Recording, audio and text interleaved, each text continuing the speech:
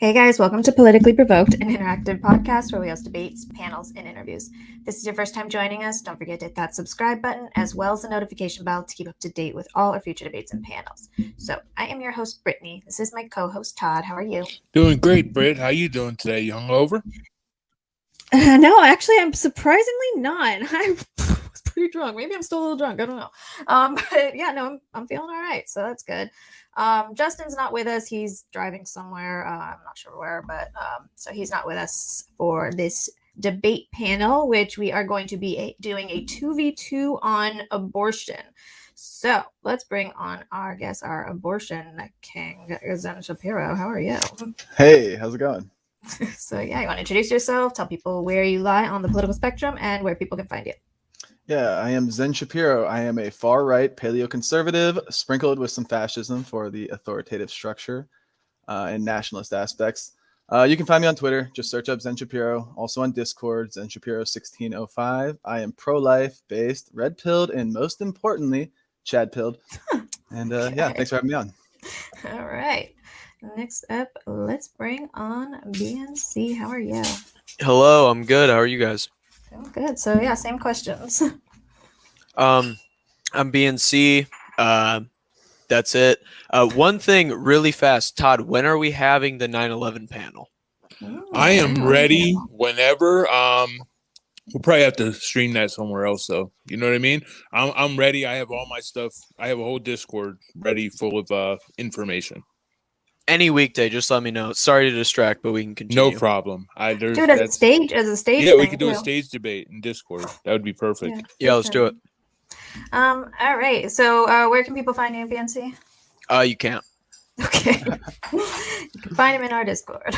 Exactly. Join the Politically Provoked Discord, and then you can find me. All right. Now let's bring on Amdir. How are you? Good. How are you?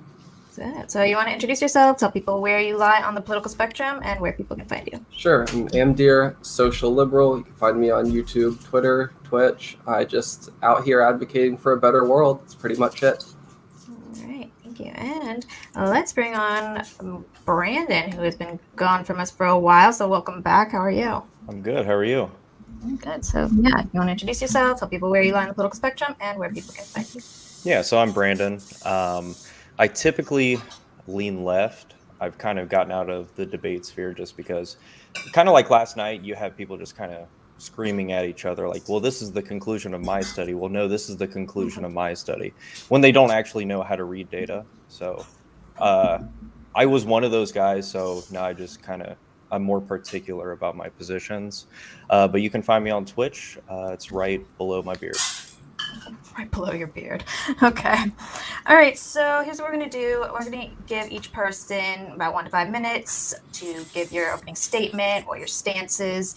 After that, we'll open up the floor. We will be doing questions at the end. So if you guys have any, tag Politically Provoked who your questions addressed to, and we will get to those. After Q&A is when we're going to do closing statements and final thoughts. Sorry, I'm getting distracted by something. All right, so I think let's get started with Zen. Why don't you give us your opening statement? Okay, BNC, you cool with just doing one? Yeah, just combine them. Okay. So we don't need to do two separate ones. Basically, we hold like the virtually 99 percentile. Yeah, virtually identical positions where we're both pro-life. I believe the whole panel, if not most of the panel, believes and agrees that human life begins at conception. Therefore, an abortion is killing an innocent human being by definition. Being that we're pro-life, we oppose that. And basically, we just ask the question of how do you justify killing an innocent human being against their will? And that's it. All right, Brandon. Yeah, so I'll try to keep this short. So what I usually grant something moral consideration is sentience and potential sentience for beings that have at one point reached sentience. So that's what I care about. And just to be clear here, whenever I say sentience, just that conjunction, okay, what I just laid out, whenever I say sentience, just kind of take that as the definition of sentience.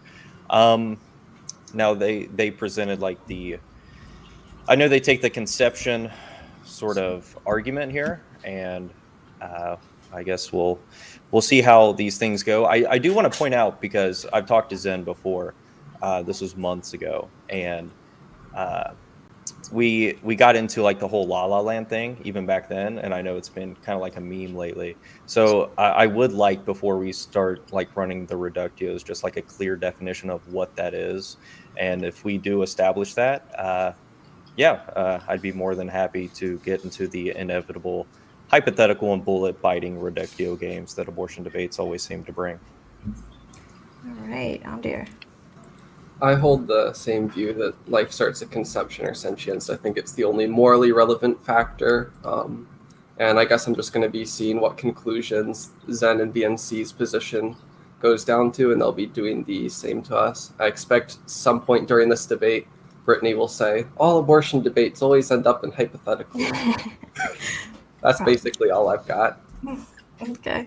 All right, so I guess we can just open up the floor then. And remember, if you guys are watching and you have questions, just tag political river and I'll be jogging them Just down. a question for Zen and BNC quick. Am I correct in saying that the factors that you consider morally relevant is that life exists and that life is human, that those would be the only morally relevant properties to you? In regard to abortion, yes. What do you mean in regards to abortion? Like in regard to the topic we're speaking about, we're saying that it is wrong to kill an innocent human being. So a life that is a human, yeah.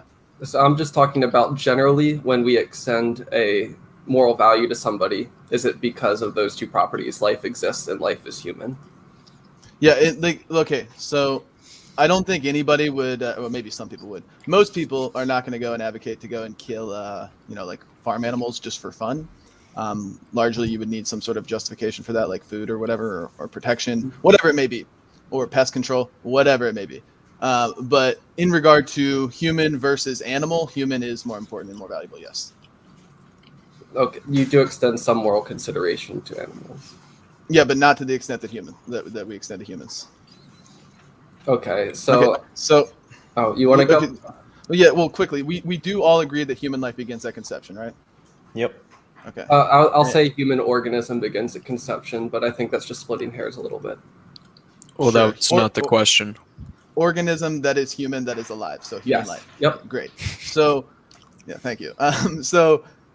Then we all agree that abortions are killing innocent human beings by definition. Is that correct? I don't ascribe the word innocent to non-moral actors, or what I would see as non-moral actors. I'll let Brandon answer as well. Yeah, I could just grant that, but what would the argument be for why we should grant non-sentient embryos or fetuses moral consideration? Yeah. So innocent just being by definition not guilty of a crime or offense. So applying the law of excluded middle here, it's either they are innocent or they're not. So which one is it? Are they innocent or are they not innocent? Not innocent would make them guilty. Well, if you don't see something as a moral actor, you're not going to use words like that. You're not going to say like a rock is innocent or a gate is innocent. So what I'm saying is if I don't see it as a moral actor, I'm not going to use that word innocent in regards to it. So is it guilty of any crime or offense? It's not capable of committing moral actions either way. Okay, so that would mean it's not guilty, right? By this weird definition that you're using. Yeah. Not weird at all. It's just The very definition? Well, By the definition, point since it's not capable of committing a crime or offense, it must therefore be innocent. In the So same would you sense say like that a rock grass is is innocent Yeah. and like Sure. trees are innocent? I mean, sure, but I wouldn't Okay. make an argument based on that. Yeah, okay. But I wouldn't deny that a blade of grass is innocent of any crime. But anyway, Well, then yes, I so, agree. okay, Yeah. great. So,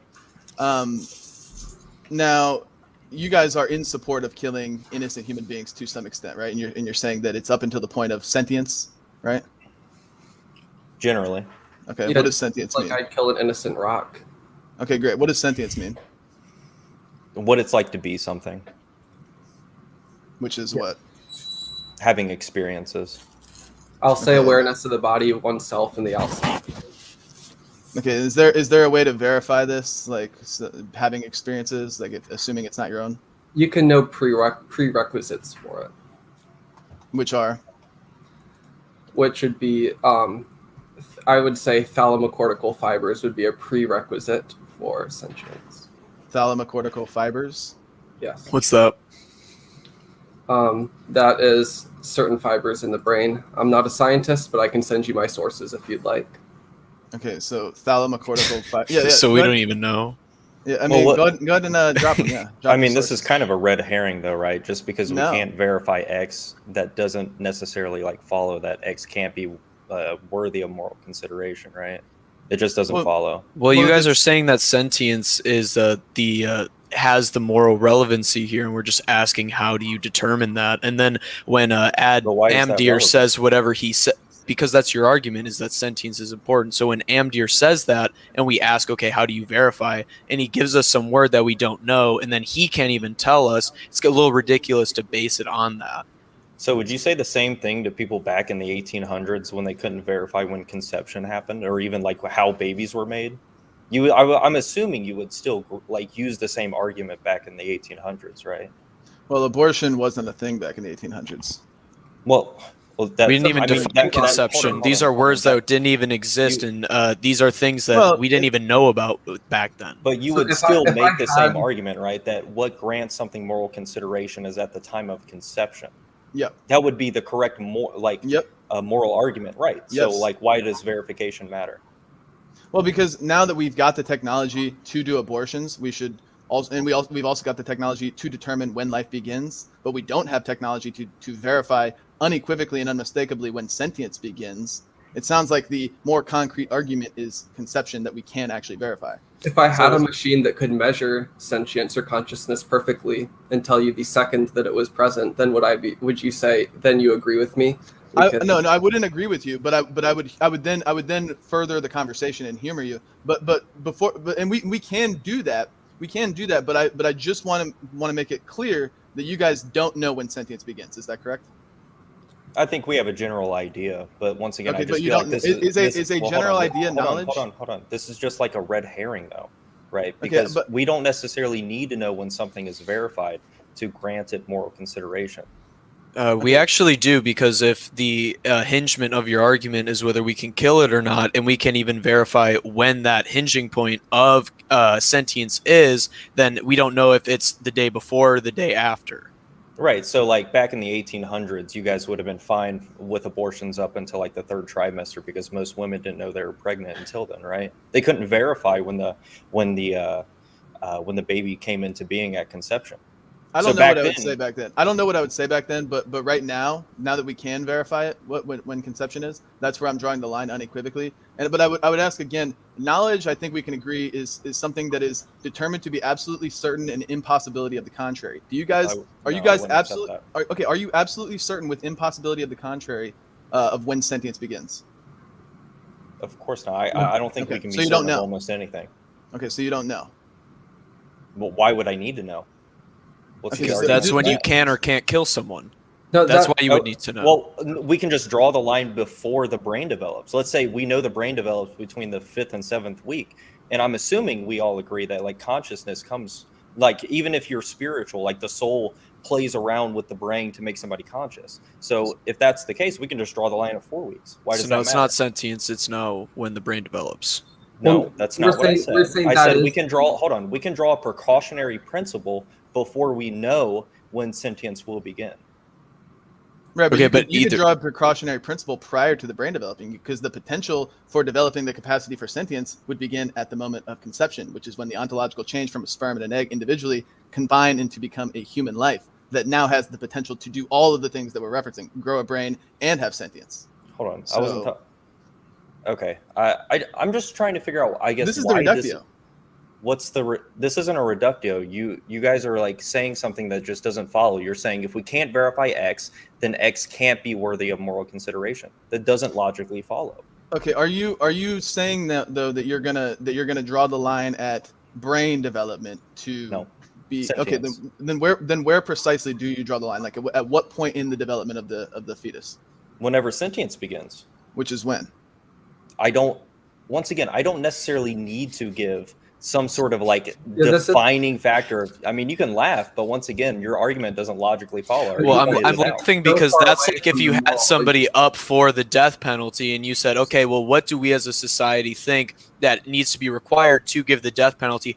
I don't know. It's just my opinion. Just it's something I feel like, and I don't even know when that point is drawn, but we're just going to give it out because I say so. I have a general idea. Shouldn't you Yeah. have proof? Shouldn't you have proof beyond reasonable Well, doubt? you For guys believe in that? sentience, I think we do. No, for killing somebody or for punishing somebody, because death Wait, is a what? punishment. Hold on. Why are we talking about the death penalty? And Well, no, I guess he not. was just drawing an analogy, like if we were to apply the logic that you're applying, that I don't actually know this, I can't prove it beyond a reasonable doubt, I just have a general idea. Wouldn't it be a little extreme to go based on that general assumption to go and kill somebody? Wouldn't that Well, be that's extreme? Sure, but I'm talking about like a precautionary principle, right? So there are people that talk about like when sentience begins. You have people like Avi who thinks that it starts between the 7th and 8th week because of certain correlates. Now, I haven't looked into like the data on that.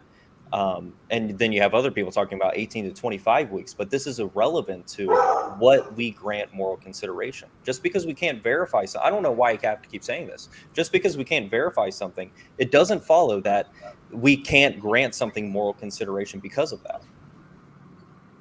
Yeah, so just because we can't verify whether somebody is guilty or not, we should still be able to give them the death penalty. Right, but you should realize that we're not advocating for some specific time period. What we're here to contest is that conception is a point that makes sense to grant moral consideration. So what I agree, conception does make sense to grant moral consideration. Well, I don't agree, and that's what we're here to talk about. Okay, so Why do you not guys agree? give the opinion that it is sentience, but you can't define when. Yeah, but we've already established they don't know when sentience begins. Okay, so let's continue it and go yeah. into why. Even if it's indirect, they are admitting that they don't know when sentience begins. Okay, why do you disagree that conception, which is concrete, is a bad line to draw? Oh yeah, I just haven't heard like a good argument on why we should draw the line there. Okay, and what was the good argument you heard for sentience that you can't verify? Well, that's what I value is sentience. Why? Yeah, how did you determine the sentience? Are you has asking for ontological value? hold on, are you asking for a justification for my evaluation, or are you asking for like why, like I guess like almost like a deterministic reason for why I value what I value? Just how did you determine that sentience is the correct line to draw? We're giving conception? something like What do you mean by conception correct? as a concrete line that we can define. You're giving something as sentience, which we already went over, you can't define. So since you still hold the Which is position, irrelevant, just to okay, make clear. regardless, since you still hold that position that you cannot define, why does that take precedence over something concrete? Why is it sentience? Well, once again, because I haven't heard a good argument for conception, right? Okay, so I just mean, because if you have haven't an heard a argument- good argument against sentience or for conception means that sentience must be right. You don't even have a reason What do you mean why by it's right sentience. there? You're just saying I haven't heard anything Okay, otherwise. when we say right or correct, we mean like you are arguing your position right now. You are trying to defend your pro-choice position that you hold. You would need to appeal to some sort of I don't know, logical correctness or objectivity, something. You got to appeal to something being that your argument holds any water. So I'm using the word correct loosely here, but what ontological value, what logical consistency, what is the weight of sentience here? How did you determine that sentience is the position that you want to take?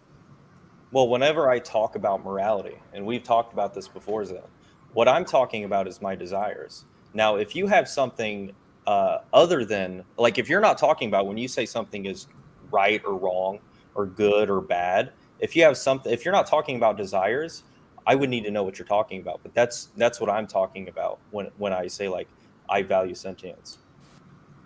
Is that what you hold to, Amdir? I hold sentience because I think it's the position that leads to the least worst reductios. The least worst reductive. Maybe Amdir can tell us why sentience. Well, I can explain why I feel that your position's not adequate if we want to start into that. Of why I think it leads to worse reductios than my position.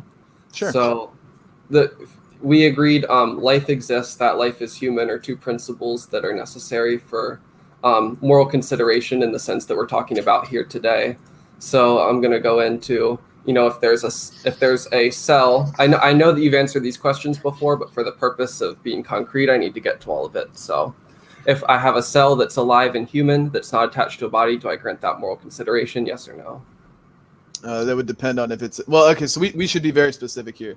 Yes. When we say we grant moral consideration to a human cell or a human life, it would also necessitate that this human life has a distinct genetic code that is independent of both the mother and the father that it came from. Distinct genetic code. Got it. Yeah. So, okay. So not your skin cells or your hair cells. Distinct as in it reproduces down its own sequence that is independent of any other sequence. right? It's in its own. Got it. So now we've updated it. We have three things. Yep. Life exists, that life is human, and that has a distinct genetic code different Yep. from the mother and father. We agree? Okay. Yep. So say that there's a clone, that we take your DNA, put it in the egg, and then grow a being with the same genetic code as you. Moral consideration or no?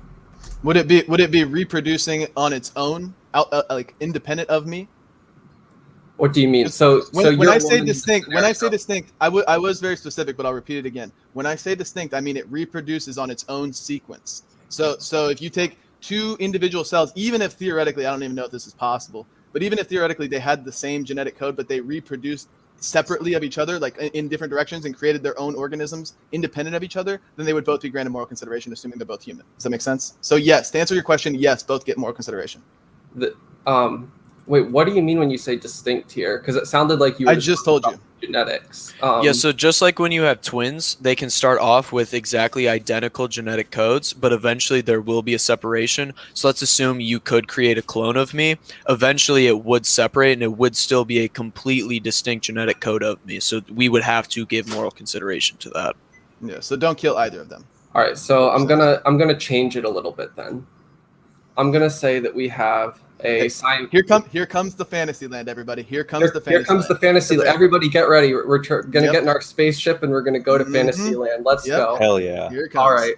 So let's say that you get impregnated, not you, but a female version of you, and a human is being developed inside of your body.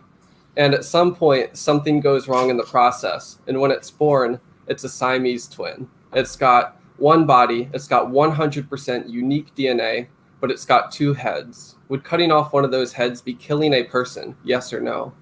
Would they both be like? They would have would one. Sorry. Okay, yeah. Here we are. I told you guys. Here we are. Fantasy land. Two-headed human.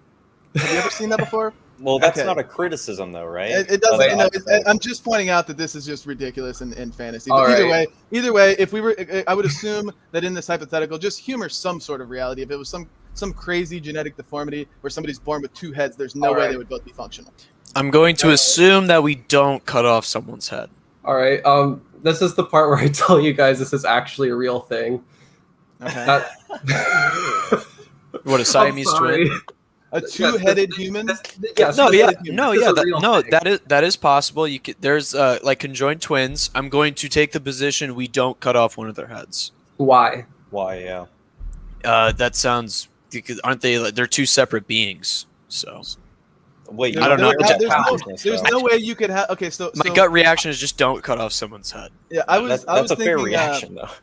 I was thinking that when you suggested two-headed human, that they both had the same DNA code, but if they're They Siamese do. twins, They have 100% unique. DNA. That's okay. That's where that's how that it right works. there is where the fantasy is, because that doesn't happen. It does It happen. It does. That's No, it exactly how Siamese Hold twins on. work.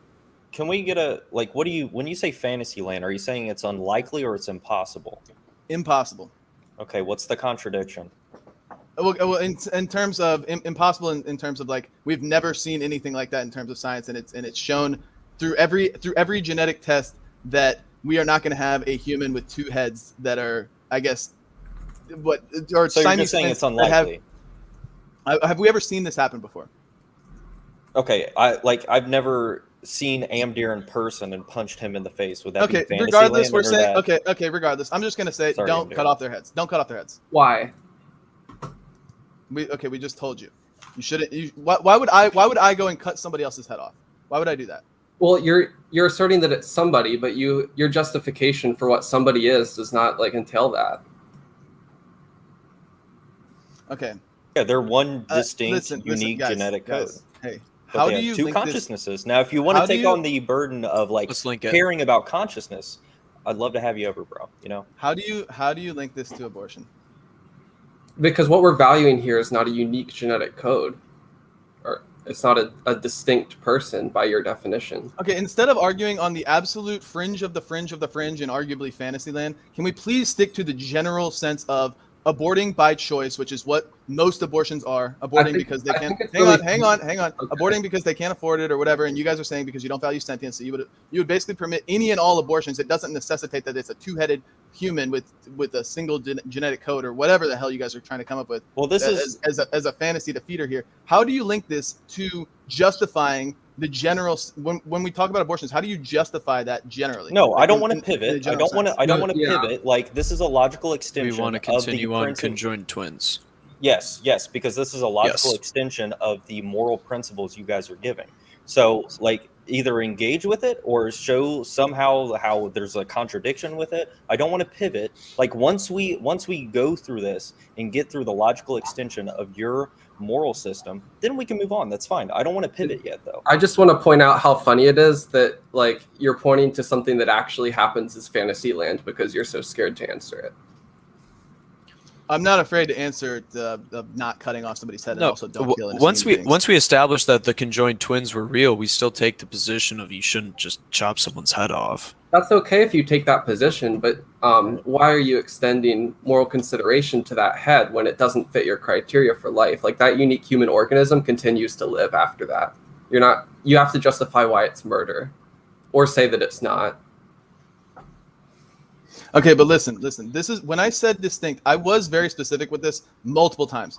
When I say distinct DNA code, distinct genetic code, that means they reproduce independently of each other. So theoretically, in this scenario, it is necessary that if we've got two separate heads on the same body, which again, just come on, guys, fringe of the It's fringe. true. But either way, it would necessitate that they're reproducing independently of each other. Maybe one has more control over the rest of the body than the other, or whatever it may be. I don't know how Siamese twins work, but the head that is sprouting off would have to be reproducing on its own and having its own operation, its own. So its that's own actually living operation. Okay, so that's actually not how it works. So if it is a conjoined twin that is the same sex, then they share reproductive system. They actually share chromosomes. They have a Right. 100% unique DNA code, and they reproduce along that line together.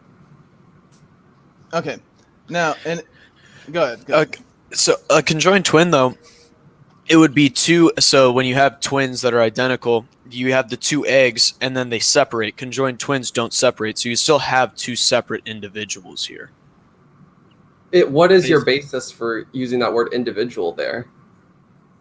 Individual Because there's two eggs. Okay, guys? You're talking about conjoined twins. Can we? I really please- don't want to have a conjoined Can twin. we debate. please talk about Of course you abortion? don't, because it looks horrible. No, for I your wa- position. No, it of doesn't course I look don't, horrible. because this is an abortion debate. Yeah, This I mean is- seriously, you guys this are is talking about related- conjoined twins over here. It's literally an abortion. No, seriously, stay on topic. I understand. This is what no, seriously, the best card that the left can pull in an abortion debate is to go everywhere except abortion. So how do you justify killing an innocent human being simply because they are not sentient? How did you determine that is the correct position to hold? Well, what I'm trying to explain to you is that Can you please answer that question? You're trying so No, hard to you need to answer the run question from the that we posed. hypothetical. No, Like, I'm not. like I'm not. either- We've either, already engaged like, with it, and like, it didn't it's not work. even So that how do mu- you justify killing it? Like you're just pivoting. No, I'm not. I'm getting on topic. We're talking about abortion, which is killing. But we're innocent talking human about beings. moral I'm asking you, systems. how do you Let- justify that just because they're not So, sentient? so I'll remind you how this ties back to abortion, and then we can go back to you trying to answer it. So, because the definition that you gave me for why we extend moral consideration when an egg meets a sperm cell is because it's life, it's human, and it is distinct. And I gave you something that met those criteria, and I'm trying to figure out whether or not you're going to be consistent within your logical position. How about this? How about this? How about this? Here, I got you. Okay, so chopping off that head, would it result in the death of a human being? It would result. The body with the other head is going Would to it result continue to in the death? survive. Would it be a death of a human being? That's what I'm asking you. No, I'm asking you. Would it That's be a what death? I'm In our asking. view, yes, because what Okay, we value okay, is then don't do it. consciousness. Okay, then don't do it. Sentience, right? So But why you don't why value would it. you If not they're gonna- if they're two separate lives and one dies, no, What makes it So- two separate lives on your view? Okay, we've because already it's been. two separate eggs. We already went over this. They failed to detach. But it's the same unique genetic code, right? No, they would have to be, in order for two separate brains to be developing, hang on. In order for two separate brains to be developing, in order for two separate even portions of a body to be developing, there would need to be a separate DNA sequence of reproduction, which That's not would true. it would be necessarily the case. Okay, Well, that would necessarily be the you're case. just We've wrong. never Still, seen we're anything like still that. stuck on Siamese twins here. Conjoined twins, guys. Come on. How do you justify killing innocent humans simply because they're not sentient? Go ahead and answer that, please. So we're not killing a biological organism here. We're removing one consciousness. So if you're going to say that that's death, do you value the consciousness there? Okay, we have placed more consideration on human life. Now, how do you determine killing a human life is correct simply because they've never been sentient? So you're just not going to engage with this? No, you are not going to engage with the question that is actually that. We'll be more than This happy is to this engage is Zen's with like that. fourth time asking you this. Well, yeah, because he's like, you guys are just running from this. We're more than happy to get back to your question once we get some sort of concession here. That's all we're asking for. What would even be a concession? That it would be okay to chop off the head. Yeah, No, Because under your No. system, right? If that you're talking results in about the death of a human life, then no, we're not doing that. Yeah, so Now, when you what when you is have when you life have under your conjoined view, twins, right? when you have conjoined twins, are they two separate people or are they one person with the same name? Well, we determine personhood based off of sentience. There's two sentiences there. There's two people. There's one biological organism, and that's how you guys are determining life. No, Okay, because you can because you can separate conjoined twins. You can have two. Not they can share organs. They can share a heart. No, like, you can separate conjoined twins. That's not always true. That is true. We have modern medicine. I said that's not Well, always true. Either way, he's talking in an extreme scenario. It doesn't matter, guys.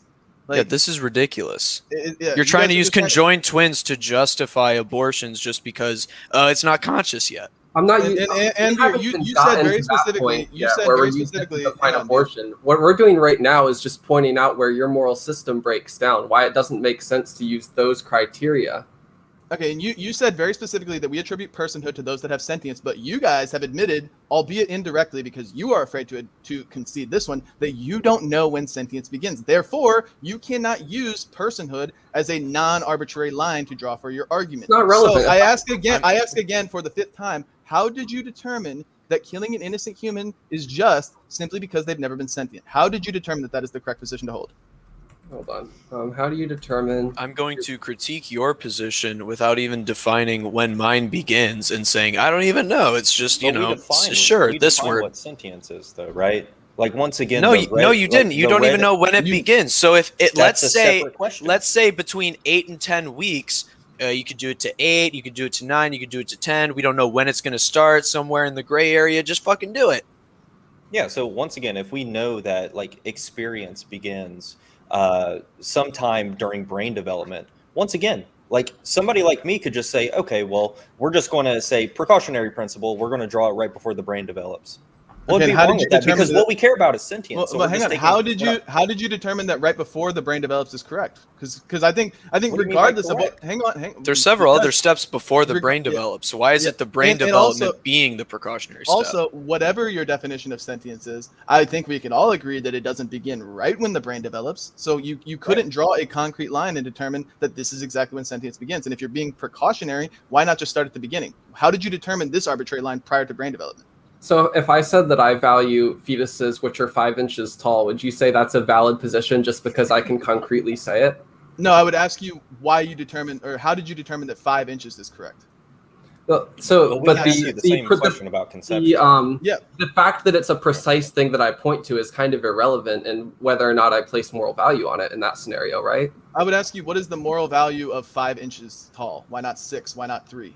Why Well, not and I'm 2 asking feet? you what the moral value of So you can't answer that question. You just send it right back at me. well, that Okay. because that's not Well, my I'll tell you. position. I'll tell you. It's Actually, because let me try it's to- because well, you know Go my ahead. position, Brandon. It's because at the moment of conception, that's when an ontological change occurs. That being the nature of an organism changes. It goes from the DNA from the sperm that it belongs to the father, the DNA from the egg that belongs to the mother, combine and create a new sequence of DNA, which is an ontological change in being. And that is a concrete line confirmed by science and applying, you know my position, applying an objective standard of morality that states that you shall not kill, you shall not murder, which is killing Hold on. unjustly of a How did human. you- Then the only way you could How actually did draw you that make that line is at logical leap right conception. there?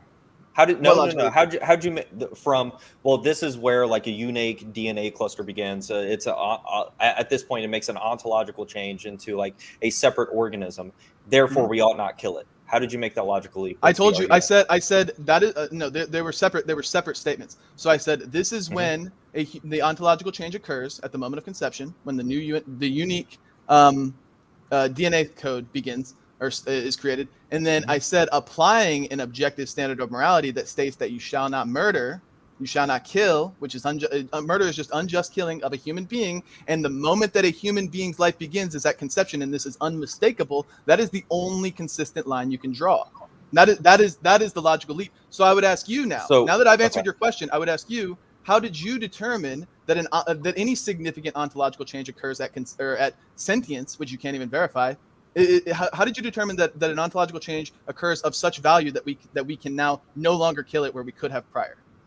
Yeah, so once again, I don't believe in it. I'm not convinced of objective morality. Now, objective morality may be like an actual thing, but once again, I haven't like heard a good argument for it. So when I'm talking about what grants something moral consideration, I'm talking about my desires. Now, Amdir may have a different answer to this. Okay. But as far as I can tell, that's all I'm talking about when I'm talking about what grants something moral consideration. Now, And do you understand how dangerous of a position that is if everybody were to hold the exact same one, that I grant moral consideration simply based on my desires? and, ever heard- and you know and who Adolf- likewise with your position. Okay, no, because my position entails I mean, we that can you shall test not. it. No, my position entails that you shall not kill innocent humans. But if we are to How do say, you know that? well, because that's what if we're where objective morality comes from, right? Do you know? Tell me. Okay, it comes from the Bible. Yeah. Now, How do you know that? okay. Anyway, so being that my That's a serious position is question. okay, my position, because I can read. Now, my position is unmistakable. That's exactly It's not where the an line answer. is drawn. No. How do I know that? Because I can read. Can you read? Okay. Now, being that my position is unmistakable and concrete, and it starts at the moment of conception, based on what the absolute standard of morality states in the Bible, and your position simply entails that you can change your morality based on your preferences. And if everybody were to be able to do that and draw the line wherever they want based on their preferences, do you see why that would be? What do you see why that would be dangerous? Do you see why that could be a slippery slope? Yeah, but once again, we've had this Okay. Well, we've had this conversation before. Even if objective morality exists, I mean, there's two parts to this. Even if objective morality exists, you would still need to be motivated to follow whatever the objective morality is, right? So that actually doesn't solve the issue that you think it does. And for two, Wait, I know you asked me. Hang on, real well, quick. hold on. I'll let you speak for a second. Yeah, go ahead. This is gonna be quick, I promise. You asked me like, fuck, what was it? You made me forget. Sorry. No, it's okay. That's what I was going to ask. How do you know you have the correct interpretation of the Bible? Okay, because I can read, and I'm simply just reading the scripture, Okay. and every single translation is That's not an unmistakable when they say that thou shalt not murder. But either way, hang on. So you said you would still have to be motivated to follow the objective morality, and are you saying that if somebody is not, then that nullifies objective morality? Is that what you're saying? Yeah, let's take this one at a time. Hold on. So let's deal with the motivation question, and the other question was like, how do we know, right, what God actually wants, basically? Oh, So- we would. Okay, hang on. Are we? Well, I just want to be hang very on, systematic about this. because what I'm concerned about right now is this is going to shift into a God debate, and I don't want that to happen. I want you guys to actually defend your position.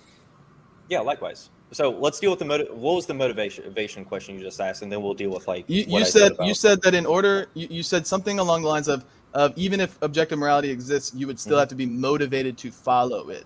But I assume that, well, you, even if you weren't motivated to follow it and you chose not to, that wouldn't nullify its existence. You know that, right?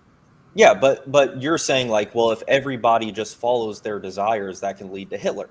But Hitler, he could, and then there's probably people in chat like Hitler was great because there's some crazy people. But like, even if objective morality existed, right, and Hitler knew it existed, he would have to want to actually follow objective morality. So he could have been like, oh yeah, objective morality, that's a thing, but fuck it, I'm still going to kill all these people. You have to be motivated. But what would Whether Hitler, you follow it or not doesn't mean it does or does not exist. That's not the claim, though.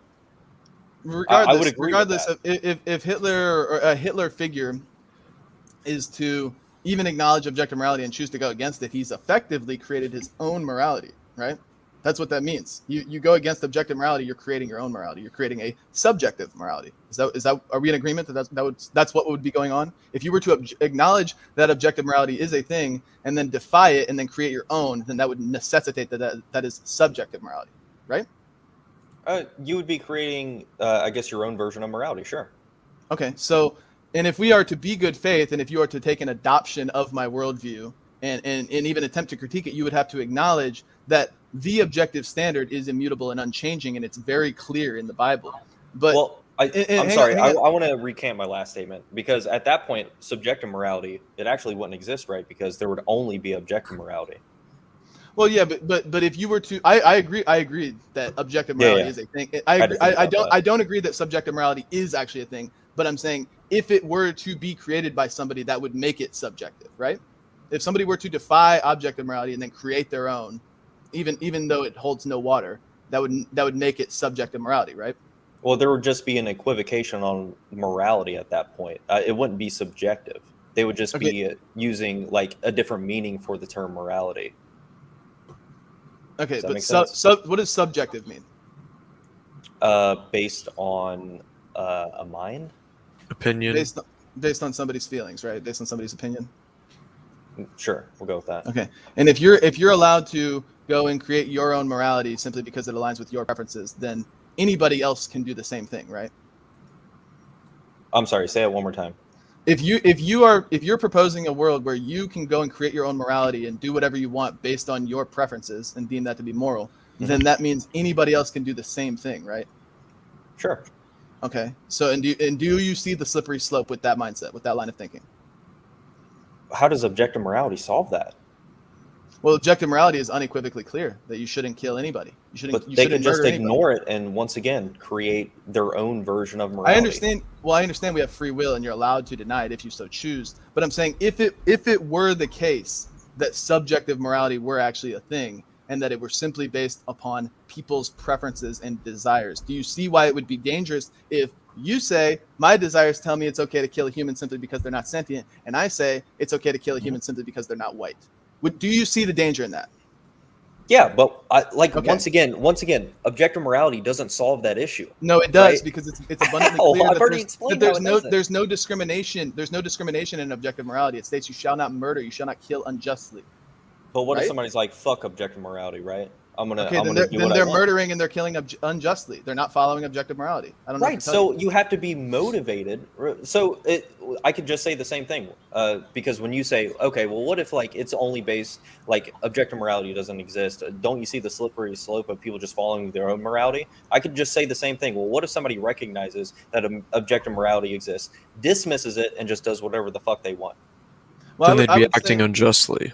Like that's Yeah, I mean, that's the point. Is we're defining what irrelevant is to what I'm and saying. is not moral. Okay, so I feel like we're just kind of missing the point here when you say, well, at that point it would be unjust, but that's not actually the claim, right? The claim is that it doesn't solve the motivation problem to do what's correct. Well, we right? understand that humans are fallible, bro. Like we're nobody here is claiming that humans, even if everybody is to acknowledge objective morality, people are still going to do wrong because we're sinful in nature. I think everybody agrees on that. Even if you don't believe in God, you know that we're not perfect. But either way, what we're saying is somebody who actually when we're applying objective morality for our argument, we are saying objective morality exists, therefore you ought not murder, you ought not kill. There's your is to ought gap that you're always complaining about. So and when it comes to subjective morality, there is no ought, there is no ultimate authority. If morality is subjective, which is what you are proposing, then what obligation do I have to do anything that's good or bad or whatever? It's only based on what I feel like doing. It's a dangerous game to play. Well, There is the same no thing good with, like, or God, bad. though, It's right? only up to the individual person. Well, once again, like I could just say the same thing about God, right? So, like, if you're going to say, like, well, if people only do what they desire, that could lead to like some crazy shit. Well, if we follow whatever God wants and whatever God desires is good, that could possibly lead to some crazy shit as well. Like what? I don't see how it Like solves not killing any of these people? issues. Like Yes, what? exactly. Like not aborting babies. Exactly. What if God said, right? We can go down That this sounds path. pretty good to me. That sounds Yeah. pretty good to me. Yeah. So if Thou God shalt said not that, though, abort babies. so if God said, Hey, like, we agree. like- We all agree. like, third Let's go. trimester abortions were the only good ones, right? That would be moral at that point because God said so. Okay, and are you doing an internal critique here, or are you Yes. launching an attack? Okay, an internal critique. Then you would have to acknowledge that God's nature is immutable and unchanging, as stated in Malachi 3:6, and his nature has stated that the line when it comes to murder or killing would be as long as it's human. Murder is simply defined as of the unjust killing of a human being, right? And third trimester does not make you a human. Human begins at conception. So if you're doing an internal critique, you couldn't even humor the possibility of God saying, "Thou shalt not kill past third trimester," because he never said that, and his nature is unchanging. But that's not necessarily true, right? So when we're talking about possible world semantics, I can still launch internal critiques based on possible world semantics. When you say like, well, okay, then what you would be the have possible world that you're presenting? the one I just gave, that the only like people should have third trimester abortions. That's what God commands. Okay, and do you understand why that's it? If you're sticking to our current realm of reality, that's not an internal critique. That's simply an attack. But if you're trying to do an internal critique in a fantasy realm, in a fantasy world, you would need to now tie it back to the real world where it doesn't say that. Well, how do you know it doesn't say that, right? Because it's not specified anywhere in the Bible that you should only have an abortion, or you can have an abortion up to the third trimester. Nowhere does it say that. And it Well, is how do you know specified God that God, and it is specified that God does not change. And since He also says, "Thou shalt not murder," that's how we know. Right. Well, how do you know He's not lying to you? Well, because God is the standard of truth. How do you know that?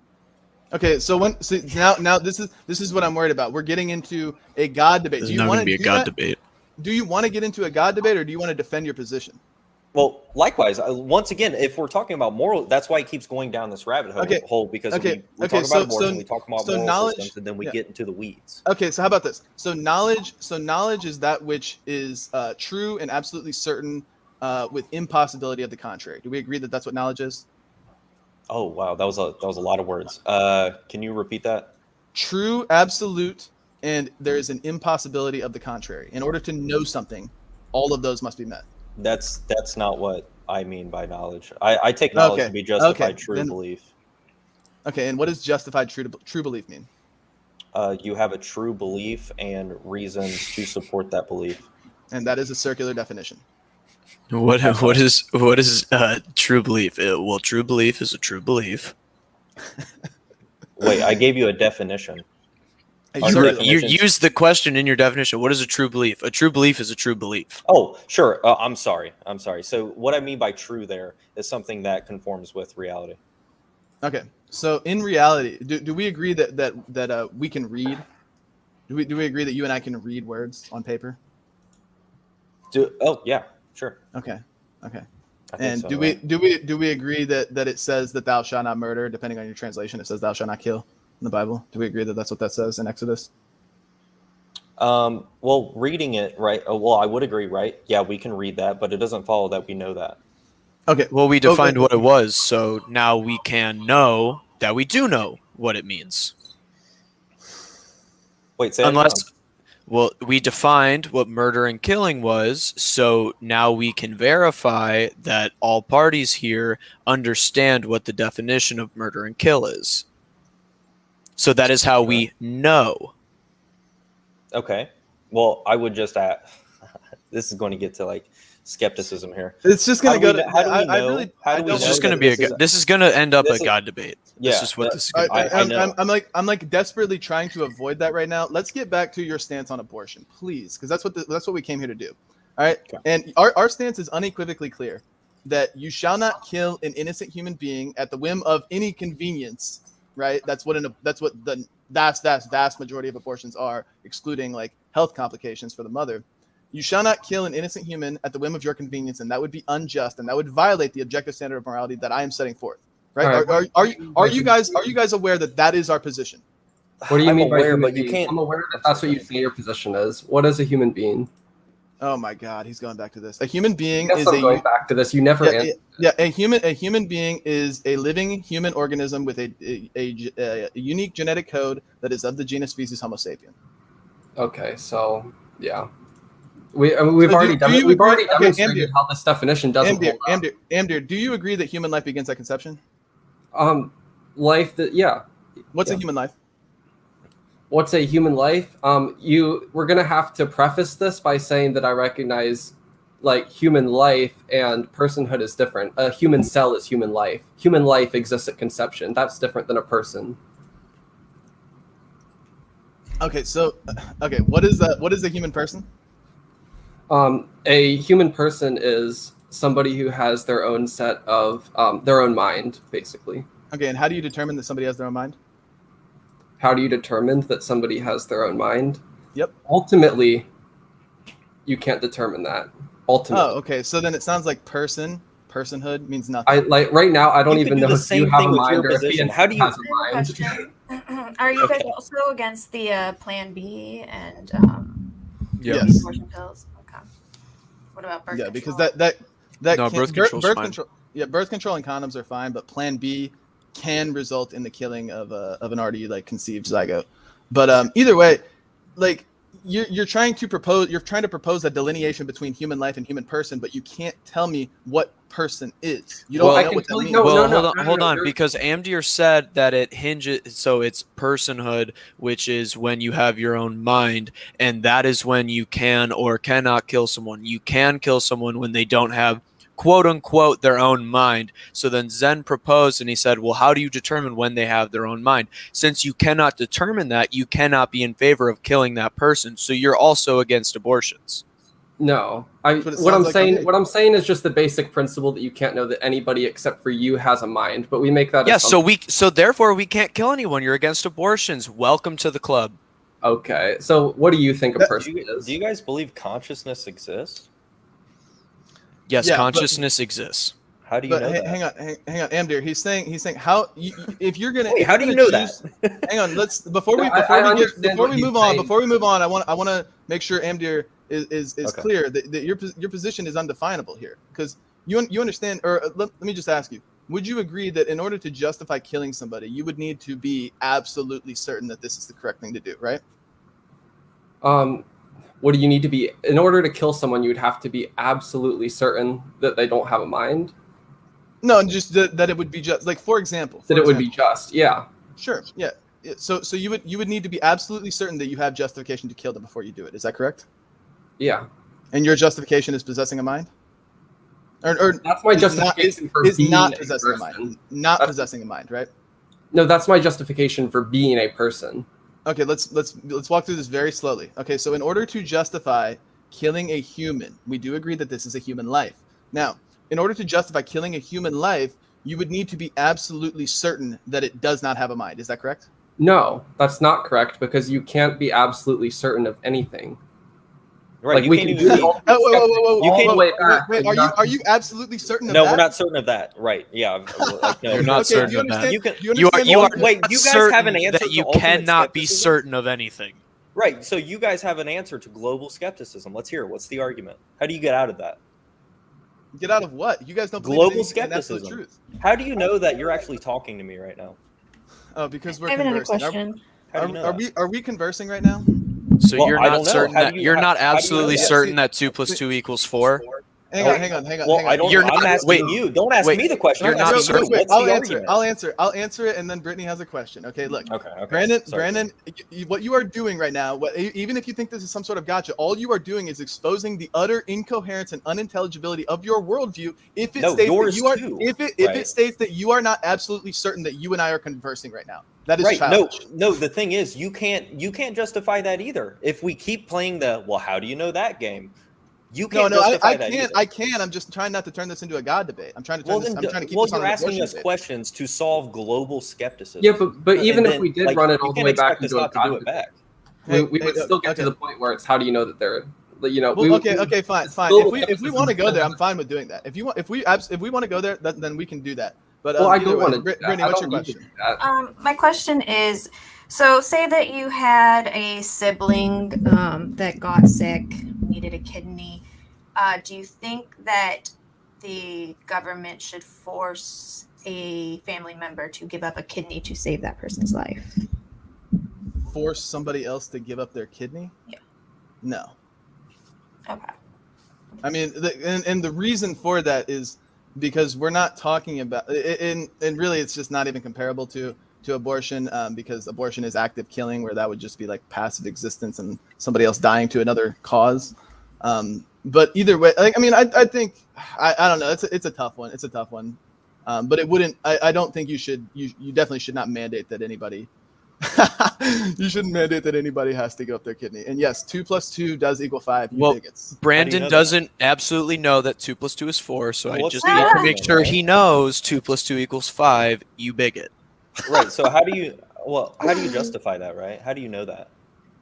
Okay, If what you are want the to play epistems? the, if you wanna play Because the it goes skepticism 1, game, 2, 3, 4, 5. How do you know that? 1, 2 plus Well, 1, how do you know 2. that's one? How do you 1, know that's 2, one, two? How 3, do you know that's 4. one? Right. How do you know that's one? How do you know that's two? This is. Like, don't get I'm me not wrong. even. I I'm not believe. going to. See, this engage. is Right, this is exactly. it's, There This is is ridiculous. right. No, Yeah. you're listen, ridiculous listen. right now. Right. Well, listen. it's listen. it's I childish. I believe used to, like, 2 plus 2 equals 4. Right. No, I'm but not this is the making any same. This is other the same claim. question as how can you verify a mind? okay, Yeah, great, exactly. great, That's guys, that's why we're guys, here. listen. What are the epistemic conditions that must be present for knowledge to exist? What is it? Hey, can you? What do you? How What do are you the define epistemic? epistemic? What are the conditions? What are the parameters that must be met in order for something to be determined as knowledge? Oh, I already told you, right? Justified true belief. Okay, what is that? What are the conditions for true belief? Something that comports with reality. Okay, The okay, contents of a belief that and comports then, with reality. so are you asserting reality as something that is absolute and ultimate, meaning no prior, no necessary preconditions? I don't have a view on that. No, you can't withhold judgment on this. Is reality Why? ultimate? Well, because you're appealing to it. You're appealing to reality. So is reality ultimate, Oh, or is there something that maintains reality? I'm not sure. Okay, you can't. Okay, then you can't assert it. You can't appeal to reality if you're not sure that it's ultimate. How can you appeal? How can you determine something to be true based on it conforming to reality if you don't even know that reality is ultimate? Well, once again, you're just appealing to global skepticism here, and like these same arguments can be ran in your worldview, and we would come to the same sort of conclusion, whether you like Are you that or certain not. of that? Yeah, Of course not. that's how it works with every position. So wait. So why are you here debating then if you're not certain of anything? Well, are you? I'm certain I know what 2 plus 2 equals. So Okay, hang how do you on, know Brandon. Brandon, Like, are I don't want to things- get into the global skepticism thing. Okay, so It's not Brandon, going- are ahead. things in this universe impossible? Are there things that are impossible? Logically. Okay. So you're making appeal to logic. Okay, great. Mhm. So when we would say that something is impossible, for example, a square circle, that would be impossible because it would violate the law of non-contradiction, right? Sure. Okay, great. What is it that maintains the law of non-contradiction to remain the way that it is and that it won't change tomorrow? Why does it need something to sustain it? Why can't it be brute? Okay, so if you're asserting that it is brute, I would ask you how you determine that. Well, once again, I'm not making a claim here, right? Okay, then let me ask you: is the law of non-contradiction brute, or is there a precondition that maintains Well, I'm not it? sure. Do you think it is? Then you cannot assert impossibility if you're not sure what the law of non-contradiction entails, whether it's brute or whether it's maintained by something. You cannot make an appeal to this. Then you understand that? So then No. you can't. Well, then why- you actually hold on, can't even why be can't certain I? that impossibility exists. Okay, Right. because if you so are to say, well, listen. hold on. Let's run this in your worldview, right? Do Yeah. you believe that the non-contradiction holds true? Yes. Why? Oh, because I believe in an absolute regulating authority of the universe that is ultimate. I presuppose God that maintains all that which is, can be, and cannot be, and maintains it to be the way that it was yesterday and the way that it will be tomorrow. Well, how do you know that? Oh, because that's the only way that I could have knowledge. Well, what's the argument for that? Okay, so what is an argument? What do you okay, what are the conditions that Well, must be hold met on. for you? Hang on. No, I'm asking you this. What are the conditions that must be met for you to be convinced that we know something? Well, hold on, because I was asking you a line of questioning questions you're asking here. me Like how I you know said, you something, and I'm asking you presuppose what- it, so you can't actually justify your belief in God. No, I can, and I'm happy to. But the problem is that you keep asking me how I know something, but I don't know if you even know what knowing something is. You don't even know what knowledge is. So how can I ever? I No, I could gave you never my actually. Hang definition, on. right? I could never, but you didn't because You're you not appealed even to- sure of your definition, you though. appealed to reality and then you were You unsure. guys in are the end. acting like you So don't I'm have the asking you- same problems in your worldview. I No, don't get it. I This don't. is typical I don't. Darth I don't. Dawkins move. Like how? Like if you say you presuppose God and Yep, He's the yep. sustaining force for logic. Yep. How do you know that? That like presupposing Yeah, something because literally saying you don't have a justification for it. listen, because because everybody presupposes something. Like when you That's presuppose what I'm saying. when you asserted truth and you asserted truth as that which conforms to reality, you presupposed reality as as something as somewhat of a regulating force. So I asked you, is this the ultimate regulating force? And you said you're unsure. Well, if you ask me, how do I know something to be true because it conforms to the mind of God? That would be my answer. And I've presupposed God's existence to maintain truth. And you asked me, is God ultimate? And I will tell you yes, because God as a descriptive term would necessarily be fundamental and ultimate with no preconditions. That would make him ultimate. What do you take a presupposition to be, if not just like an unjustified axiom that you believe in? What do you take a presupposition to be? A presupposition is something that you are assuming to be the case prior to making your. You're making. I don't know if assume is the right word, but you're making an appeal to as your reference point, right? So when you, for example, when you assert an observation, you say, okay, proof is something that I can observe, so I can see it. So when you assert observation, you are presupposing a causal chain of events, because in order for you to see something, there must be a reflection of light that hits your eye receptors that send a signal to your brain, a causal chain of events. So you are presupposing causality. And when you say that I am asserting truth as that which conforms to reality, you are presupposing reality as a regulating force that maintains truth to be truth. Then I ask you, is that ultimate? And you don't know. Yeah, of course not. But when I ask you what's ultimate, you say you just presuppose God. And what I take a presupposition to mean is that you have some sort of like unjustified belief about God, right? What does justified mean? Well, hold on. When I ask you that, what is the argument? Why would you presuppose God? What's the argument for that? Okay, so before we continue, do we agree that when we're referencing God here, we are talking about a being as a descriptive term? Question. No, I just want to make sure we're on the same page with our terms, because I don't want us to talk past each other. I understand that this is like the hallmark of leftist arguments, is to just be subjective and play semantics and not actually understand each other. But I want to make sure we do understand each other. So when we are referencing God, we are referencing a descriptive term for that which is fundamental and ultimate and the necessary precondition of all states of affairs within our universe. Do we agree on that definition? An ultimate? I don't know what you mean by ultimate there. Ultimate meaning nothing above and nothing prior. Nothing above and nothing prior. I'm sorry. It would be the all powerful first cause. Nothing before, nothing above, as in power. It would be the creator. That's why it's a descriptive term. Okay, so are you asking me if like I would agree that's your guys' definition? What's the question? I'm just trying to get clear. Do you agree on that? Do you agree on that definition? If that's what you take God to be, sure. Okay, great. So we do agree on that definition. And what I'm presupposing God is the necessary precondition to all things. So if you ask me how I know something, the answer will always be because it conforms to the mind of God. But when you say you presuppose it, all you're saying is I have an unjustified belief in this thing. That's what I take presupposition. And again, I would ask you, what does it mean for something to be unjustified or justified? How do you determine something to be just?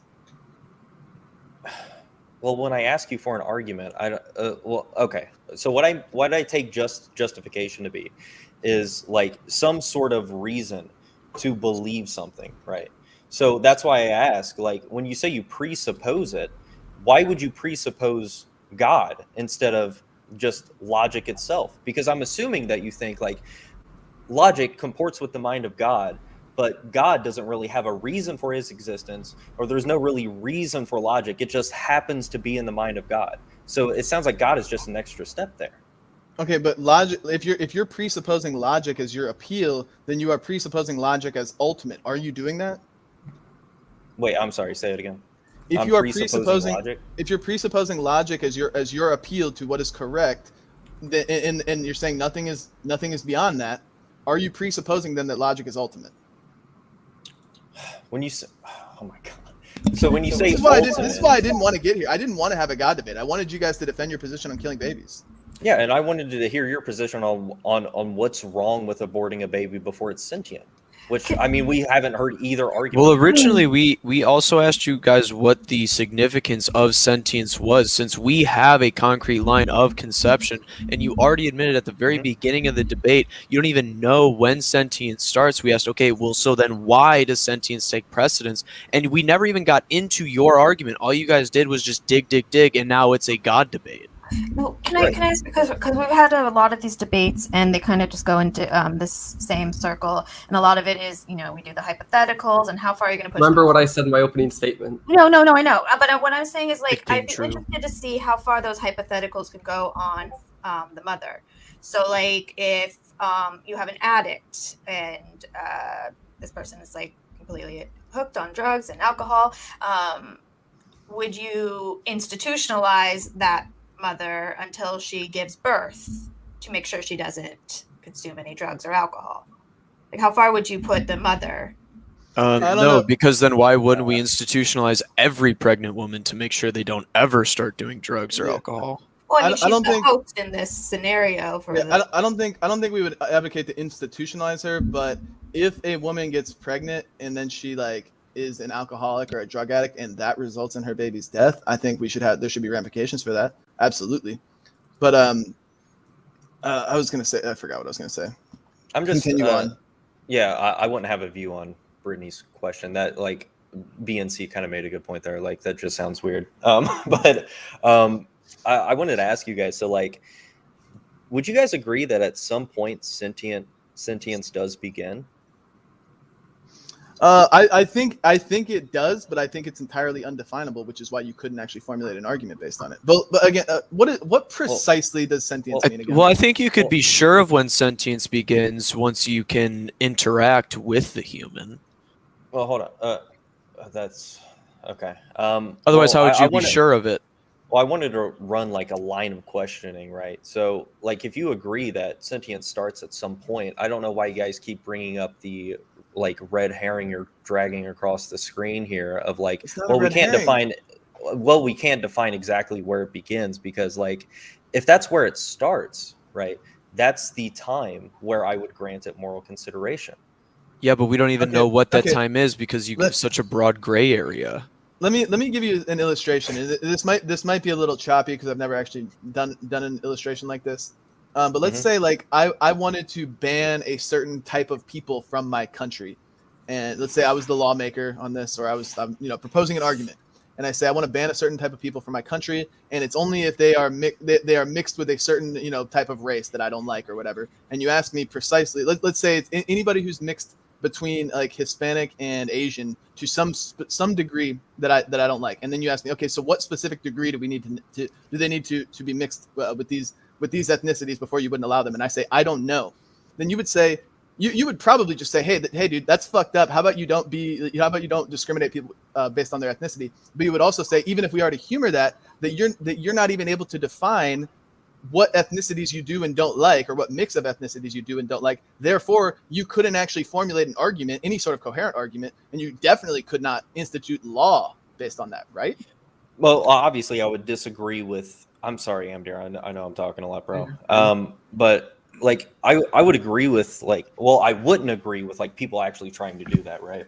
But that kind of proved my point. Like pragmatically, hang on, right? Hang on. Why wouldn't you agree with that? Wait, hold on. Let me just answer your question. So, like, Okay. pragmatically, and like, just keep that in mind. Like, pragmatically, there would be issues with that, but like, principally, there actually is an answer, right? So that's my whole point. So yeah, I want to just piggyback off and say, if someone's going to present that to me, I'm going to attack that mixture of ethnicities as not a valuable determining factor, rather than the fact that we can't determine it. It's that principle itself that I'm going to be attacking. Okay, great. So you would say that it's arbitrary, that the characteristic of the human is arbitrary, correct? It depends on what sense of the word arbitrary. In the sense that whatever Arbitrary is, and I just made it up. about, I just made it up. It doesn't mean anything.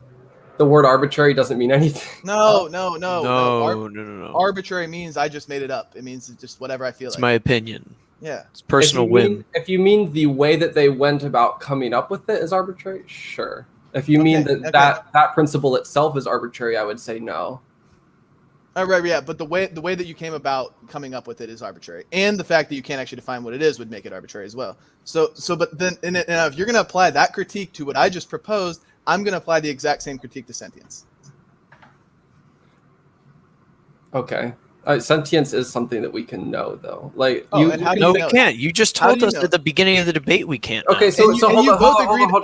Real quick, hold you on. can respond, but you did both agree unequivocally that we can't know anything. So you can't. Okay, I'm talking about a different sense of the word no. When I say no right now, what I mean is we can have a reasonable belief that this is so.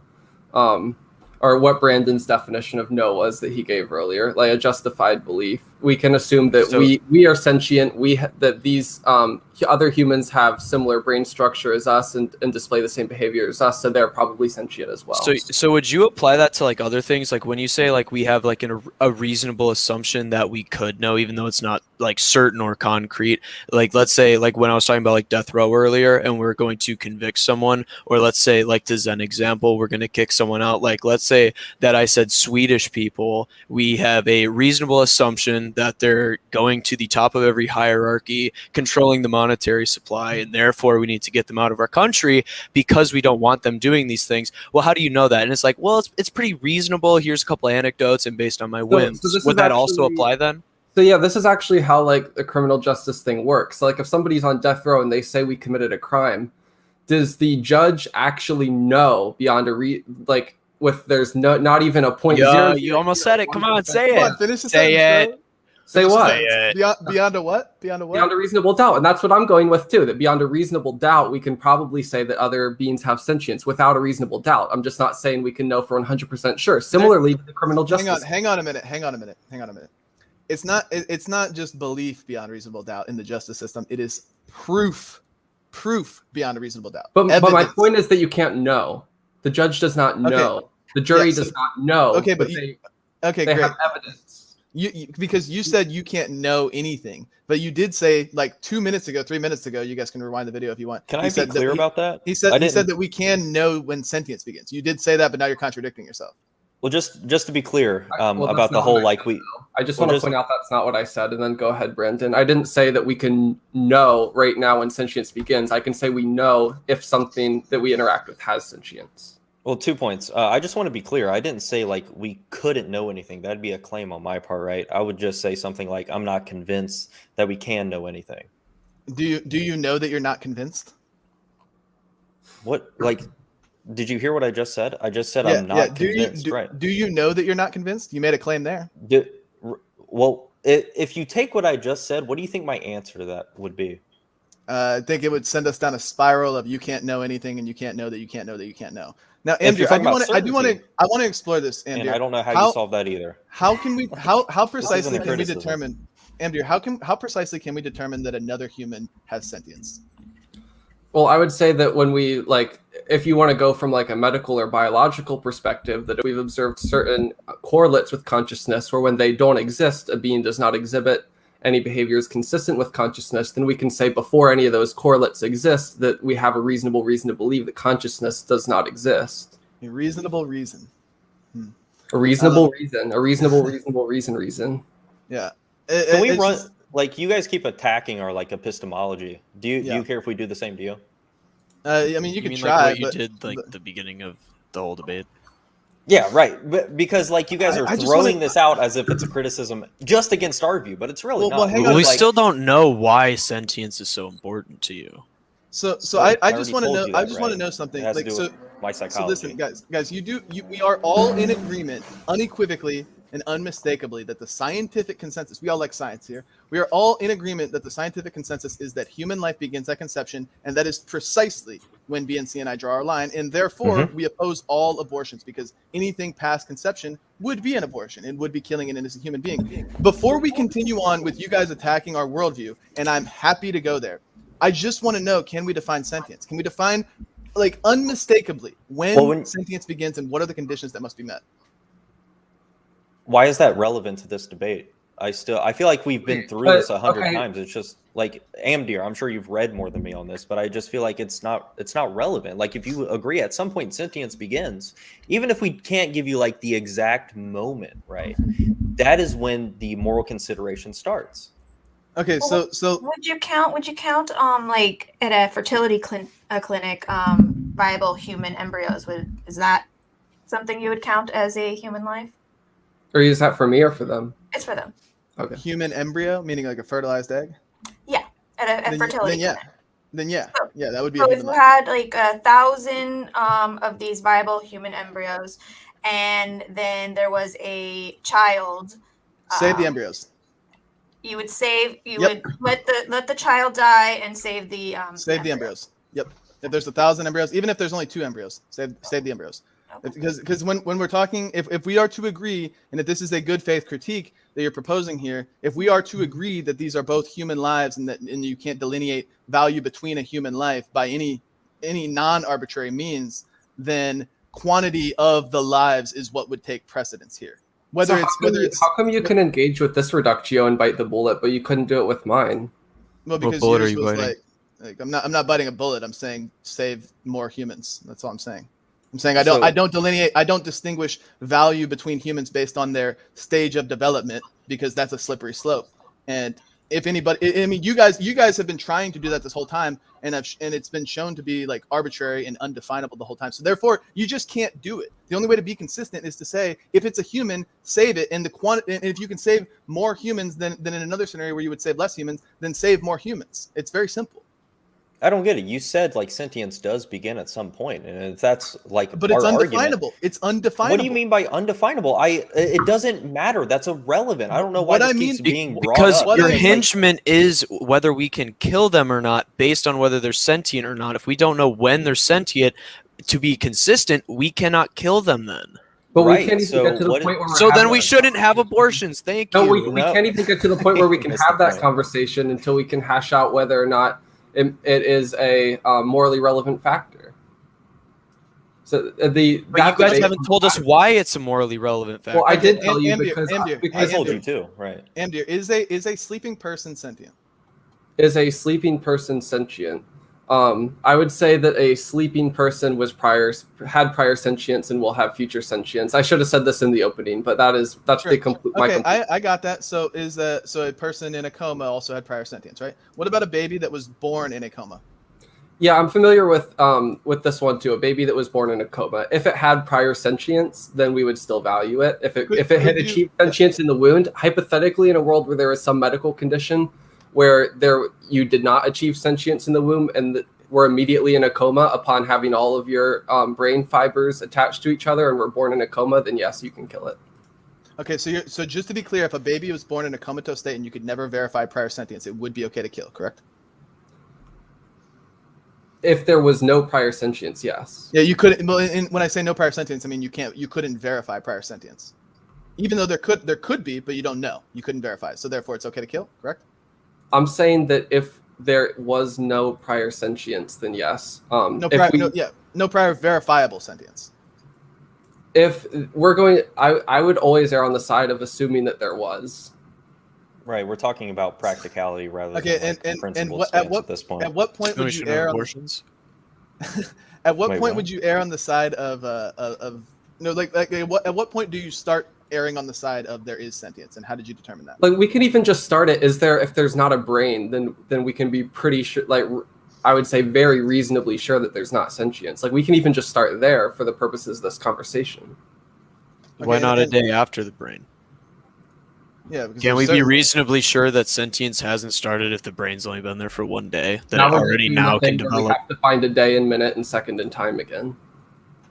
Right, this is like a sorority paradox. Like, when does a puddle become a lake? Like, how many drops of water does it take for a puddle to become a lake? Well, we're talking Like, about this is killing like- innocent have you guys humans solved here, so I would sorority want you to paradoxes? be pretty sure of when we can and can't do that. Right, but we have given you like precautionary principles, and then you just go down to the sororities paradox. But there, Like, you wouldn't do this. It's Like, because you guys wouldn't do this if we're talking about puddles and lakes. You wouldn't do that. no, the reason it goes down. What'd you say, sororities paradox? The Mhm. reason it goes to that is because your position is so unclear when you're talking about sentience. It's so- very incredible. clear. No, it's not, because You have just yet don't to like the define it. practicality of it. What's the practicality? How do you determine when it is a justification to have an abortion or not? How do you determine precisely when the cutoff is? Right, I've already told you it's sentience. Now you just don't like the fact that we can't give you an exact. That's not an answer. time, right? I understand that it's Like, sentience, but I'm that's asking you how you practical determine versus the principle. precise cutoff in the development, in the stages of development. How do you precisely determine when it is valid and when it is not valid or moral? Didn't you already say that if we didn't have the tools to say the exact time when life begins, that we would still value life? You want us to kind of bite down on this bullet, but you wouldn't be willing to do it. Right, back in the Right, 1800s, but here's the like difference. it'd be Here's the okay difference, to guys. have like. Here's the Okay. difference. We can determine precisely when human life begins. We cannot determine precisely when. But you would be sentience the point is you'd be calling your own position arbitrary back in the 1800s. No, because you we're couldn't still verify it. different. Yeah, I mean, really good thing so we're like not. But like people could have had abortions like first and second trimester because people didn't actually know right when human life No. began. So Well, they couldn't have abortions back then, so no, they Yes, couldn't. they could. I mean, that's just a lie. Like there was different ways to do abortions back then. There were certain herbs that you could take that would cause an abortion. okay, either way, I would still advocate against ending a pregnancy like that has already been conceived. It's just like once a woman is pregnant, I would still say, regardless of 1800s or now, don't have an abortion, even if we. So don't know hold on, let me ask you a shouldn't. question then. So back in the 1800s, let's say that there was a drink that people drank that they would not be able to when they were pregnant because it was called the fetus to abort, and they drank it a week after they got pregnant but didn't know they were pregnant yet, and this is before they have the tools to determine pregnancy. So she drinks this drink, she has an abortion. Was that like a human being that died? Was it a conceived embryo? Yes. Okay, then and it died. Yes. Then that is a human being that died. So so it does not depend on the verification. Okay, but when we're talking, okay, so here's the thing. can you appreciate that though? What he just said. Well, so let's remove verification for a second, and let's acknowledge that whether you verify it or not, there is an absolute moment that life begins, which is at sentience or at conception, and this is confirmed and verified by every single reputable scientific source. Are we in agreement? But there's also, this is the same argument though, because there's also a point where sentience begins. We just don't at this point have a way to know it. Just like at some point, if we at this point don't have a way to know it, how are you formulating your argument? It's strictly based on your feelings, correct? No, Then what's you it already based on? said that sentience exists. Okay, but if you can't determine when it exists, and there's no scientific method of determining when it exists, then how are you determining? You being able where to your know when cutoff life is? exists is not isn't necessary for your position. How are you determining where your cutoff is if you have no means to verify sentience? Well, that's a different conversation, and I would take the precautionary principle there. But you're trying to use that to say that we can't have this. Argue with the precautionary principle. Go ahead and explain that. So I'm going to say that before we have any correlates that we've been able to associate with consciousness, then we can say that consciousness does not exist. And so even though a day, like you said, a day later, we can still say it probably doesn't exist, or another day later, we're going to be, we're going to take precautions and we're going to be safe. We're just going to say at this time that we'll do it. And for the purpose of this argument, we can set it like before the brain develops. All I'm trying to do is point out why conception doesn't make sense. So you're unsure. I mean, BNC, do you want to like you know the thing of like when consciousness ends, right? You understand that argument? No, I'm not sure what. I was having a hard time following Amdir. No, I mean. By the way, I don't appreciate the Destiny debate tactics, BNC. Okay. I don't. Destiny? No, I don't watch Destiny. So yeah, because you're eating food. I'm sorry. Oh, I'm sorry. Can you guys hear that? Oh. No, I'm just fucking around, bro. I just spit on my gum. Come on. Can't put it back in now. Anyway, so I'm saying, like you guys value consciousness or sentience or whatever the hell it is. Once it begins, and you stop valuing it once it ends, correct? Yeah, of course. Okay, so dead body. Okay, yeah, here we go. Let's go there now. Some dead bodies, boys. All right. So no moral consideration placed on a dead body. Is that correct? Absolutely, abso-fucking-lutely. Okay, great. Is there anything morally wrong with fucking a dead body? What do you think? I want your answer. You want my answer? So I'm guessing that we're talking about in a vacuum. Am I correct? We're talking from a moral Don't fuck a perspective. vacuum either. Okay. So I'm talking about in a vacuum, that there is no effect on society. There are no observers. There is no alive family. Yeah. Let's say that it's just one person nobody would ever find out. I would say yes, but I believe that this is a bullet that you would have to bite as well. And if you allow me to demonstrate, Well, hang on. You're being unclear. Would there be anything morally wrong with fucking a dead body if nobody else found out? I would say no, but I would say that this is a bullet you have to bite. Pro as well. necrophilia. This is a bite that you have to. Confirmed. You're What do you pro think- what do you cutting think, off one Brandon? head from a Siamese twin, so let's No. not. Brandon, Kind of- no, No, we said no to that. Yeah, but Yeah, you yeah, didn't Can we ask justify you it, guys- though. You can we- still Brandon, have Brandon, failed what to about you? justify Brandon, that. Brandon, what about you? Is there anything morally wrong with fucking a dead body? If Yeah, nobody else so can find like out? so if we're talking like fantasy land in a vacuum, No, where, no, like, reality, we're not, reality. No. Reality. So we're talking about like La La Land here. No, like, no, where it reality. This has is no not La La external- Land. Like, There are right, dead so we're, bodies. like- It like, is we're not possible that taking someone into would not find out you consideration, like, fucked the it. desires of the person that didn't want to be fucked when they died. We're not talking about like normalizing this behavior that's going to cause bad outcomes. Like in a vacuum, fantasy land, La La Land, right? No, there would be reality, nothing wrong with reality. It's not La La Land. No, Well, reality. why not? Like Well, if you're Siamese talking about twins are like La La Land, but by this- La Hang La on, hang Land, on. you guys just mean unlikely, right? So No, in no. like this is very unlikely to happen. you called a human So- with two heads La La Land. Yeah, Okay, I understand. so- I understand. Calling that La La It- Land might but- have been a stretch, but it's so fringe of the fringe of the fringe. But even so, we would say don't cut off their head if that would result in killing a human life. I Now, would still be back to- very back interested to the at some question. point later to hear your justification Yeah, for that. back to the question. Back to the question of, in reality, because this theoretically could happen, there would be no logical contradictions. There are dead bodies that exist, and there are necrophiliacs that exist. And Mhm. I would ask you, if there was a necrophiliac that wanted to fuck a dead body and nobody else would find out about it, is that immoral, Brandon? Well, right. We've already answered this, right? Like there would Is be that immoral? Right. So we've already answered this, right? So like So in a answer it again. vacuum, Is that immoral? Well, I'm trying. Just like chill. Well, just So, a yes like, or no question. I'm getting there. So like I said, in a Except you're vacuum, not. no, there would I be shouldn't have nothing taught wrong you with the in a that, right? vacuum thing. Now But, you're going to like- I'm fine like with biting that bullet because it's so unlikely that this is going to actually happen to where it would be morally neutral. Oh, where to go? But I would just run the same sort of argument against you guys because you guys would have to bite that bullet times probably 1 trillion. Would you allow me to like I guess run that sort of line of reasoning? Wait. In reality, or in fantasy? Yes. Yes. Land? Okay. How would we do that in reality? Yeah. So is it okay to fuck dead bodies? Nope. Why? Because that would not conform to the mind of God. How do you know that? Because God says you shouldn't do that in the Bible. Well, let's say he did, right? Oh, did he? I thought we not were the doing this question. in You're reality. answering a different Yeah. question. Because in the Bible it also states unequivocally, and people that have listened to my debates have heard this one, Malachi 3:6. I think I already said it. Malachi 3:6, his nature does not change. He is immutable, and he cannot tell a lie or contradict himself. So if we were to propose a scenario where God is to change or contradict himself, we have now entered La La Land. Now, But the how thing would is, you in this apply? How would you hypothetical- apply that hold on. I allow that times a You said you trillion would in allow reality? me to run my line of reasoning. Yeah, and So- I'm rejecting your premise. Well, then This you're is not- just I'll just tell you- disagreeing with I like the just logical disconnected extension. for a minute, No, but I have a it's line not. of It's not reasoning. logical. It's not Yeah. logical. No, it It is would- because it the violates the standard of logic. But I would. No, but no, this it is the thing. does. This is the thing. There is no contradiction there. So what Brandon, I'm listen, asking dude. is, and hold on, just quickly, in a possible world, right? This is possible world semantics. Like every philosophy professor runs these sort of arguments. So this isn't like a problem. Like saying it's La La Land or any of this. It's not an actual criticism. It right? just doesn't So apply to in- reality.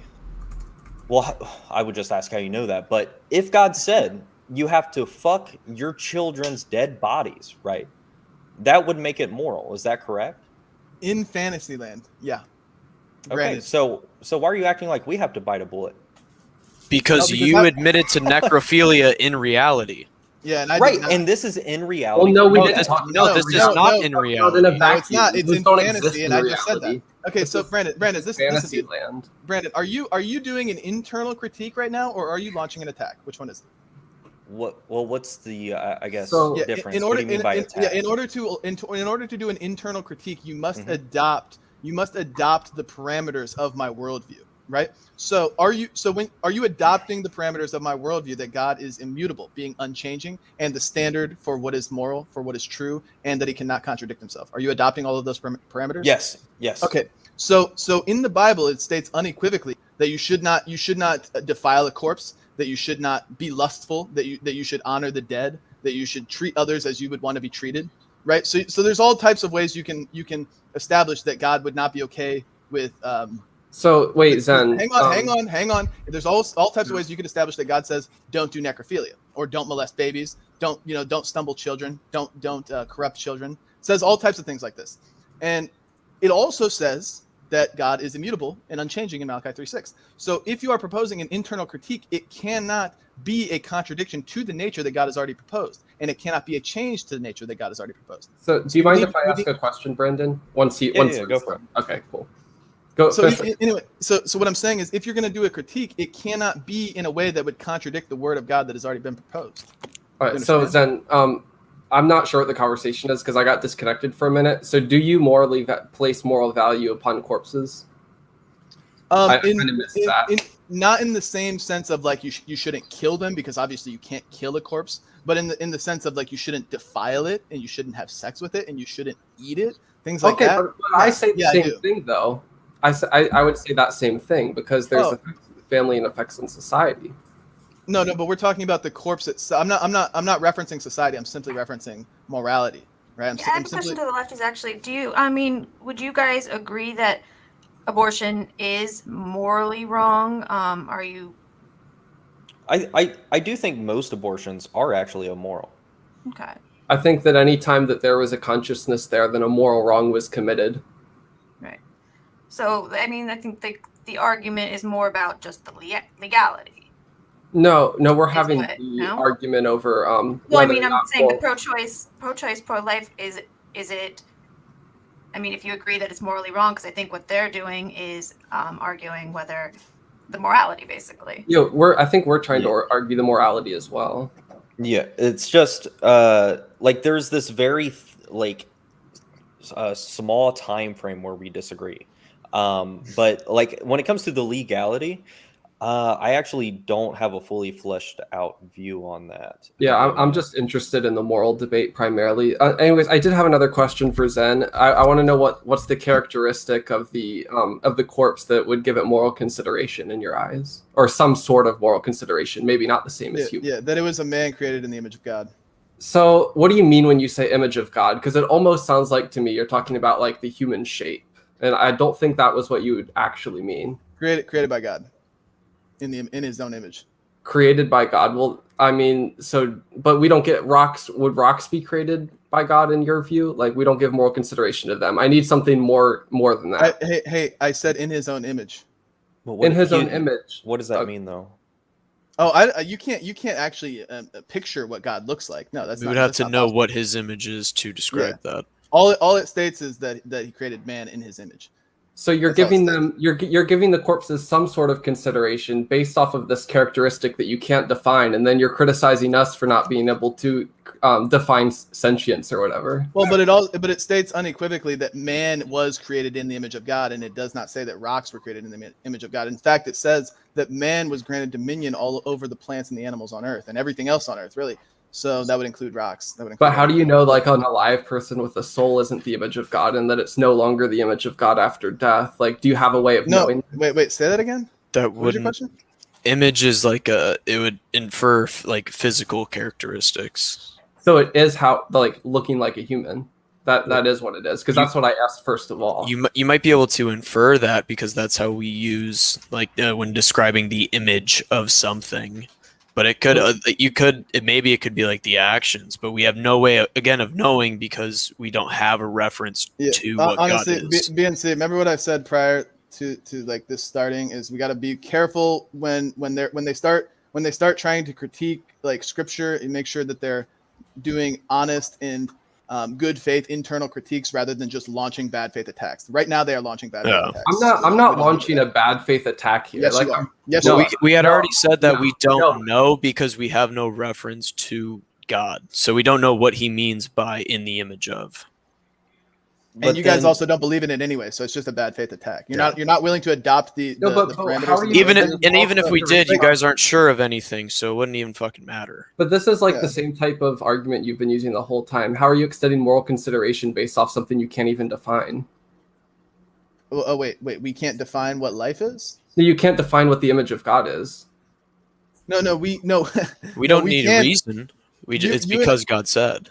Yeah, God is the standard of truth. God's again. If this is a good faith attack, you will adopt the parameter that what is written in the Bible is true and God's word, and what God says when He says that He made man in His image, referencing you and I think, Amdir, referencing you and I, then he was calling you and I creations in the image of man, right? He was so what that means precisely, I don't know, because I don't know exactly what God's image is. All we do know is that man was made in his image, right? And that woman was made in the image of man.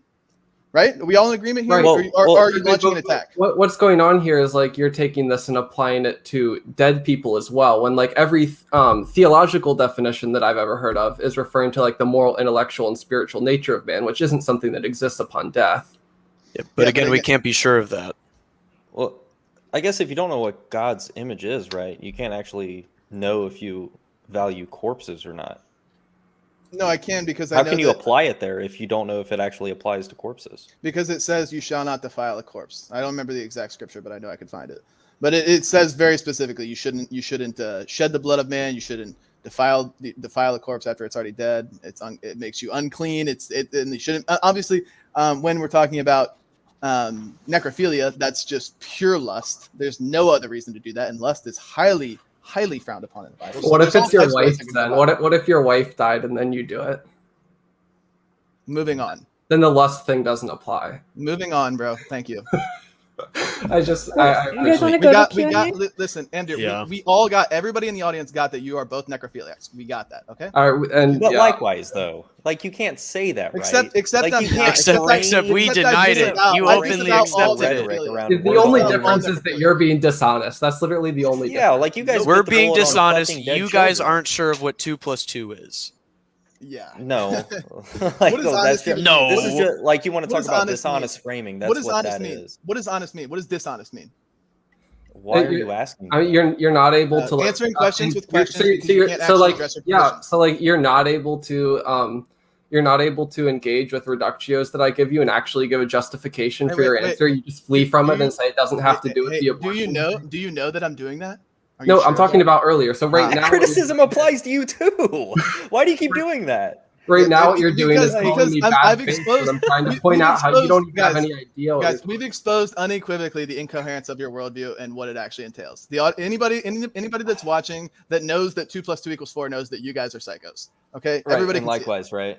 Like because Yeah, you guys sure. couldn't justify any of those claims either. Like If the only whole you could be global certain they skepti- think hold on, we're the whole psychos. global skepticism thing, right? It applies to your worldview too. So I don't know why you keep launching attacks as if it only applies to us, because it doesn't, right? Okay. Yeah. So I think we've gone far Q&A? enough with this. Yes, let's do it. Cool. Okay. So from Hydra, Amder and Brandon Mize, how many abortions have your girlfriends had? About 10. My wife has had 0 abortions, That's 10. good. Ew. and I also have 0 kids. So Keep it that way, bro. Keep it that way. I plan to. All right, so from Andrew B. Thanks for the super chat. To all, assuming it's objectively true, killing innocent human organisms is wrong. Which position on life results in more innocent human beings being killed? What? Wait, can you repeat it one more time? Yeah. Yeah, I wasn't listening either. To all, assuming it's objectively true, killing innocent human organisms is wrong. Which position on life results in more innocent humans being killed? Obviously pro-choice. If I'm understanding that. Yeah, I don't really feel like. Yeah, pro-choice Yeah. results in like 800,000 innocent humans killed per year in the United States and like 60 million worldwide. So yeah, definitely pro-choice. Okay. From Eric Pone, thanks for the super chat. Is 100% pro-life enforcement possible? I am pro-life and I don't think it's enforceable. Enforcement? Just in the way that like anti-rape is not 100% enforceable. It still happens. It's still going to happen. So we can't completely get rid of 100% of abortions. You could simply go to the liquor store and go chug a bottle of Jack Daniels. Yeah, and basically we're saying like you can't stop all of it, but it's still wrong and it should still be illegal, just like the logic with rape. Rape, you can't stop all rapes, but rapes should still be illegal 100%. From Cute Root. Black women have a disproportionate number of abortions versus the rest of the population. Why are the pro-choice panelists lobbying against the black family? Why is that relevant? I love black Anyway. people. I want to make That's- that clear. Okay. That's Then why do you advocate that they get to kill their own children? Because I haven't heard a good I argument love for why black we people should except the validate- ones in the womb. Except who for the aren't ones that are not sentient, right? sentient. Yeah. Yeah, There we go. I'm not even Yeah. sure I love black people though. So fuck it, kill them. Oh my god. All right, Careful. I love the rhetoric. Watch out. You might get clipped for that one. Yeah, you're probably gonna. I already said in the beginning, you can't find me, so That works. All right. So from Hydra, I think that's what it is. Omdir and Brandon Mize seem like the kind of guys who would pay for another man's baby's abortion. Okay. Sorry, I had to read those super chats. Tough joke. How did you know? Mhm. And from P1, thanks for the super chat. Brandon, you haven't answered anything except with herder. What is reality? Am I even really her? I like how that's framed as if like that same criticism can't be launched against Zen and No, it can't. BNC. 2 + 2 = 4. Yeah, I agree. Do you know you that? certain of that? Are you? Like, Yep. Yes. Yep. Are you certain of it? Well, it Nope. all depends on how we've defined the words 2, 4, and plus, right? Well, I already did it for you guys. Real so quick. You can just real quick. rewind. It's because these are all abstracts created. I'm not being sarcastic here. It might sound sarcastic in the beginning. These are all abstracts created by the human mind. 2 + 4 and 2 = 4. This is just an abstract created by the human mind. The necessary precondition of that, we are presupposing that human minds exist. The necessary precondition of a human mind existing is humans existing and the earth existing and the universe existing, and there needs to be a necessary precondition of that, which is ultimate, which is God. Thank you. Also, to the Spider Marine, if you are asking questions, you got to tag politically provoked so we know you're talking to us and not the chat, but I am able to catch this.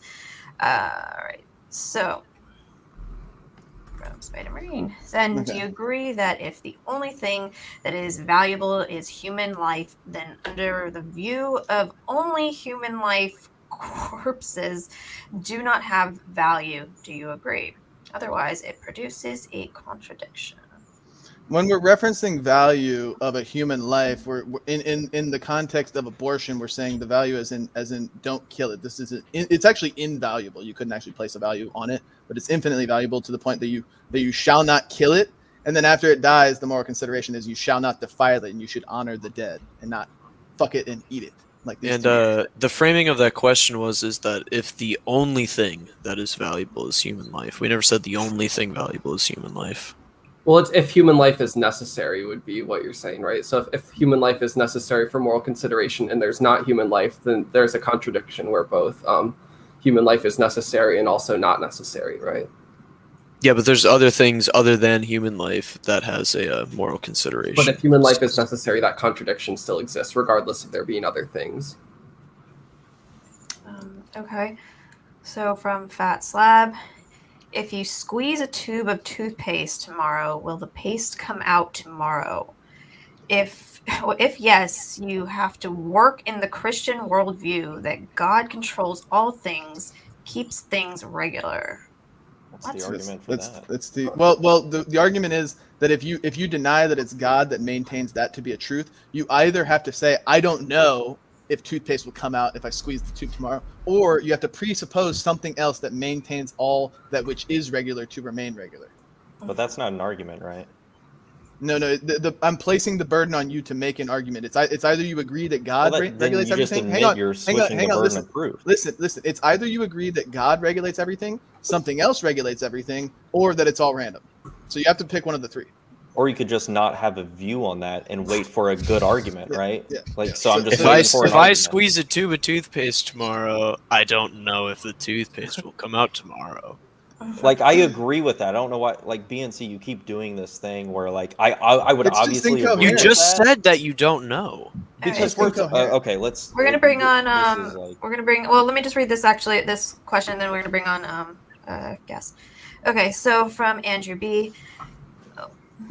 If pro-choicers accept the reality that an abortion kills an innocent human organism, if it has sentience, would it be just for our country to pass a law to ban that abortion? I would say yes. I don't know what Brandon would say. Yeah, probably. All right, so we're going to introduce Jeff Durbin. How are you? Who is What's up, guys? Wow. What's up? How's it going? What's up? So- So I can't see anyone's face. I think it's probably my computer. But you guys can hear me, right? Yeah, we Yep. can hear you. I can just see your. It's weird. I can only see Brandon. I can just see his beautiful bald head. That's all I can see. Dude. Hell yeah. So you want to Yeah. introduce yourself? Yeah. So my screen name is Def Gervin. You may notice some resemblance to another debater in this chat. I don't know if you guys might be able to tell. Oh, is this Uh, Sen's brother? No, it's Yes. mine. You can't tell. This is Yeah. my No. biological brother. Me and BNC. I'm his older You brother. and Andrew. I'm Def's older brother. Clearly. Gosh, I wish I could see your guys' faces on here. I need to change it to another browser, and I'll just turn off the sound. Mhm. Let's see here. Radical, they won't read because you haven't gotten a haircut yet. You talking to Radical Coper? We don't need you to get triggered again.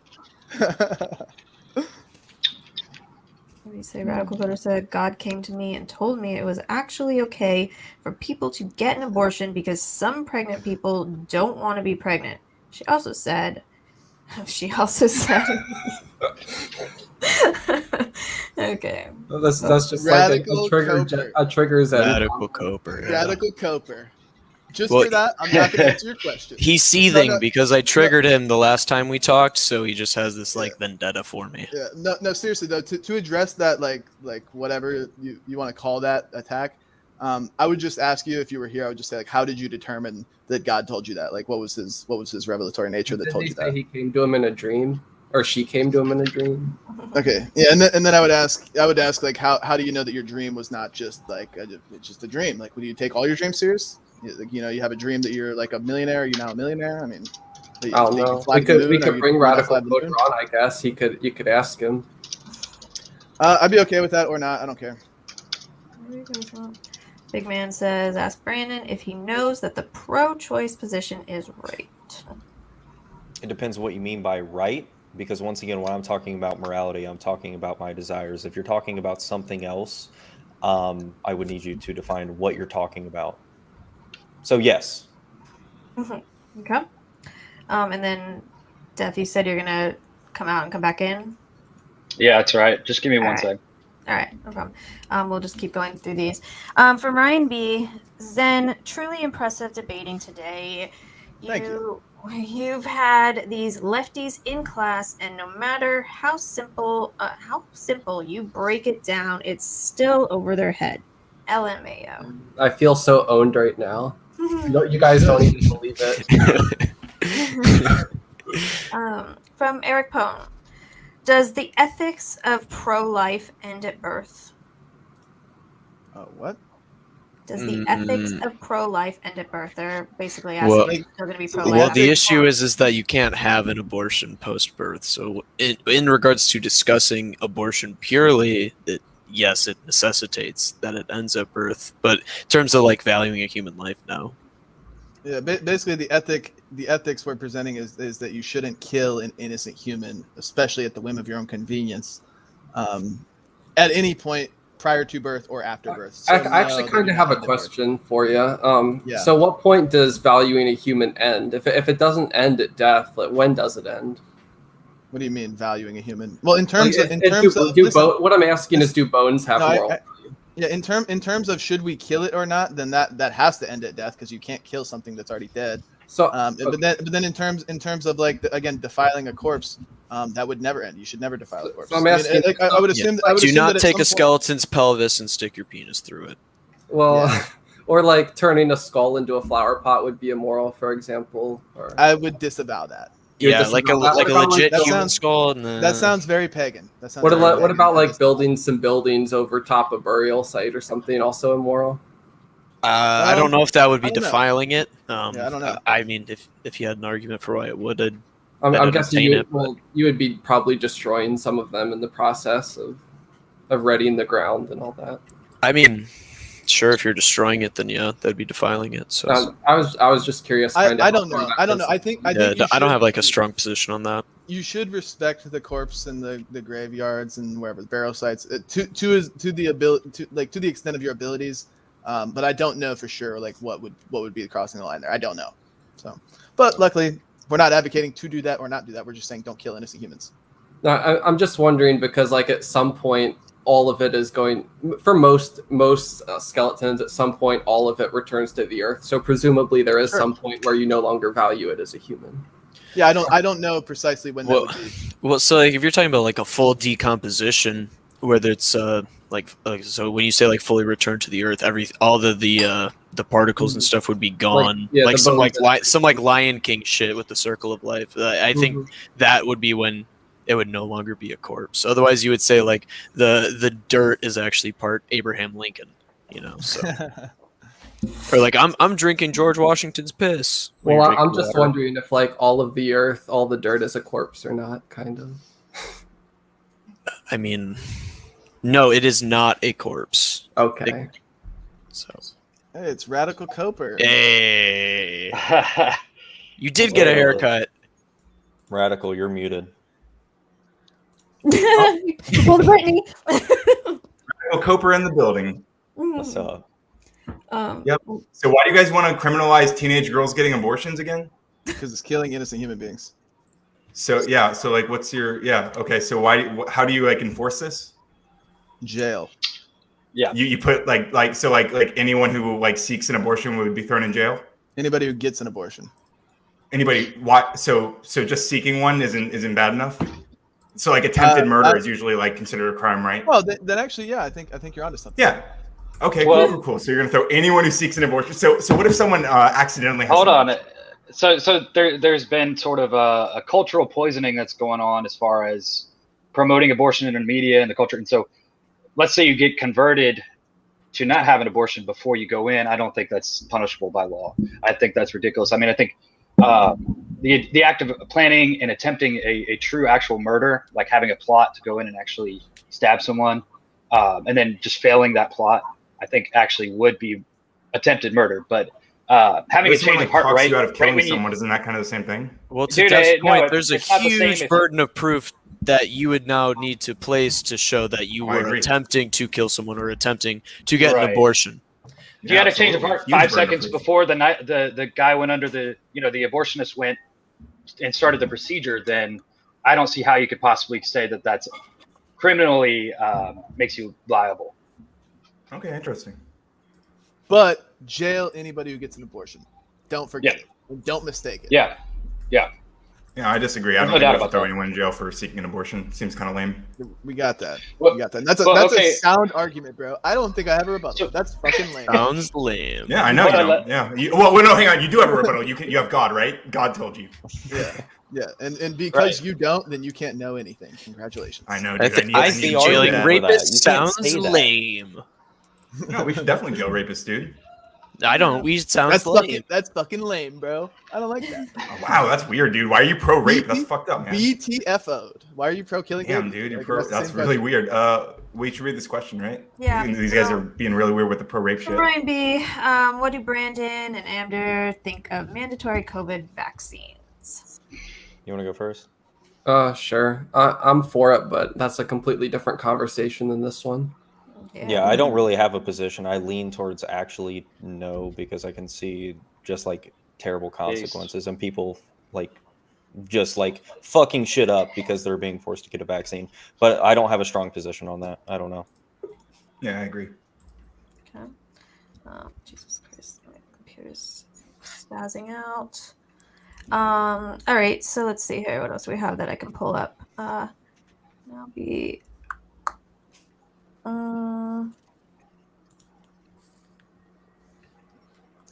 Fat Slab and saying the time is fulfilled and the kingdom of God is at hand.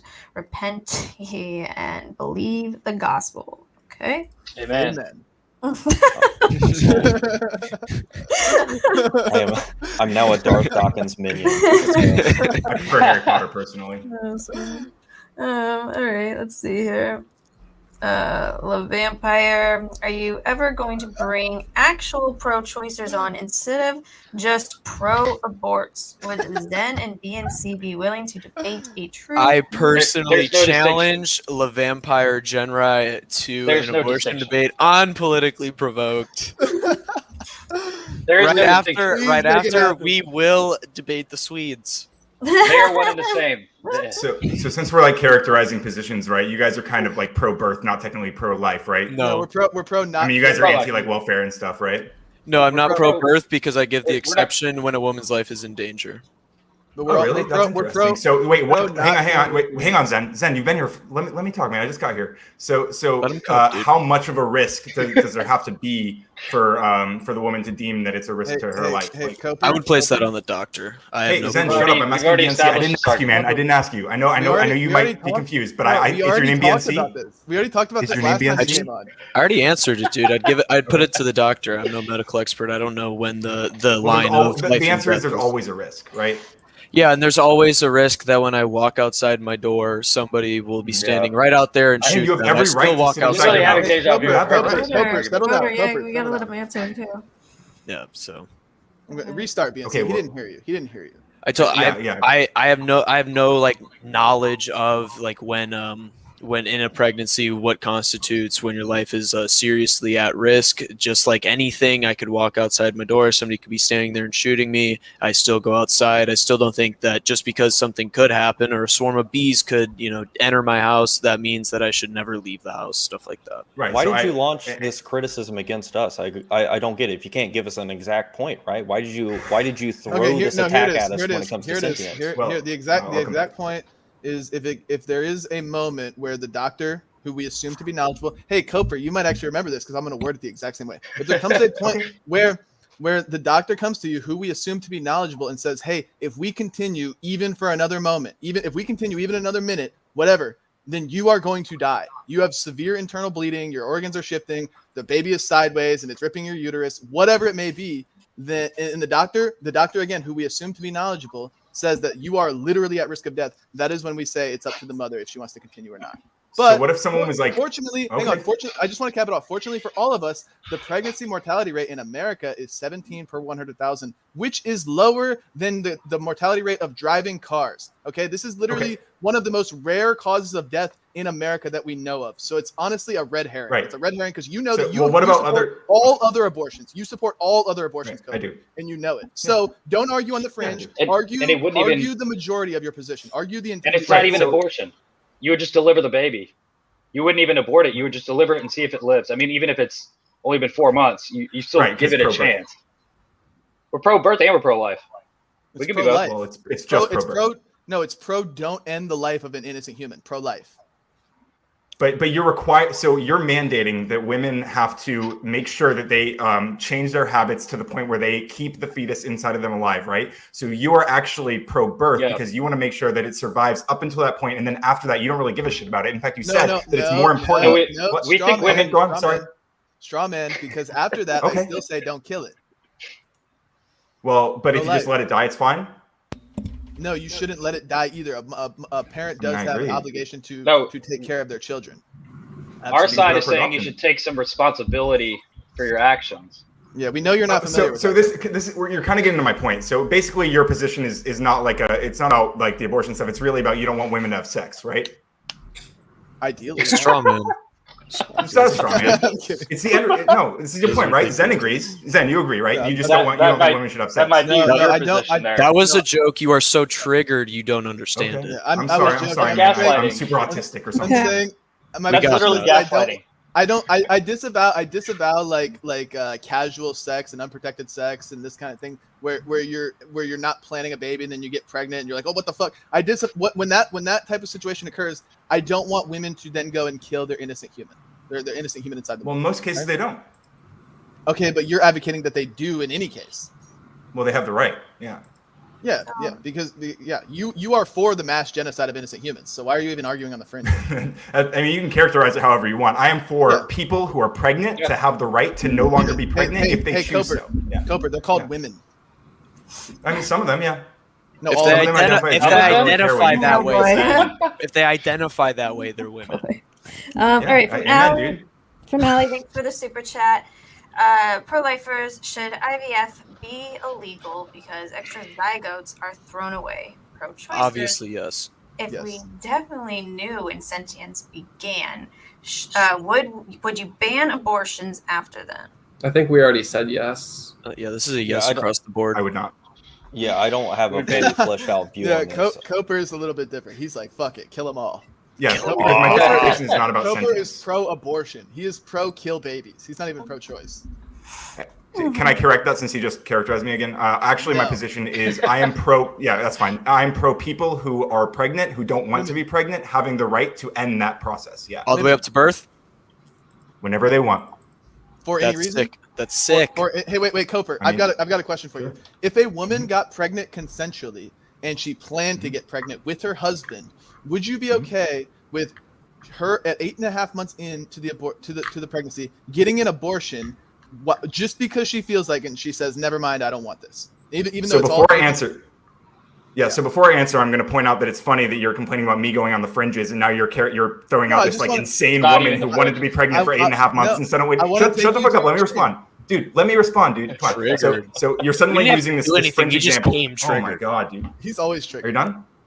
Okay. So you're using this fringe example of a woman who wanted to be pregnant for 8.5 months and then suddenly decided she doesn't want the kid anymore. And this is your like argument against me, right? Well, I would say that in this extreme fringe example, she still has that right. Okay, yeah. So what if a woman got pregnant solely with the intent to abort it? Like she got pregnant intentionally just so that she could abort it 8 So months. many Would you fringe. be okay with that? I want to Would know you what be an okay- abortion Much fringe feels shit, like. but yeah, sure. No, would you be okay Yeah, with that? sure. Yikes, bro. Yikes. Yeah. Pro-abort. He's I actually mean, this is pro-abort. bonkers. Like, no one's doing this shit. You're making up an insane scenario, Yeah, but yeah. you would be in favor of it if they did. And yeah, a lot. There's, what is it, like 10 to 12,000 late-term abortions every year in America? You're in favor of all of those. Out of how many? Like 600,000. Yeah, it seems It's like 10 I don't. 10,000 What do you mean late term? Hang on. What do you mean 10,000 late term? babies Where did late he term get seems like a late small term is- thousand number. Late term is third trimester or later, or like in the third trimester. So 6 months okay. in. So or anywhere later. after like 6 months. Mhm. Okay, Yeah, well like when that's. it- Yeah, it's it's got a long arms time, and bro. But legs the and- vast majority, yeah.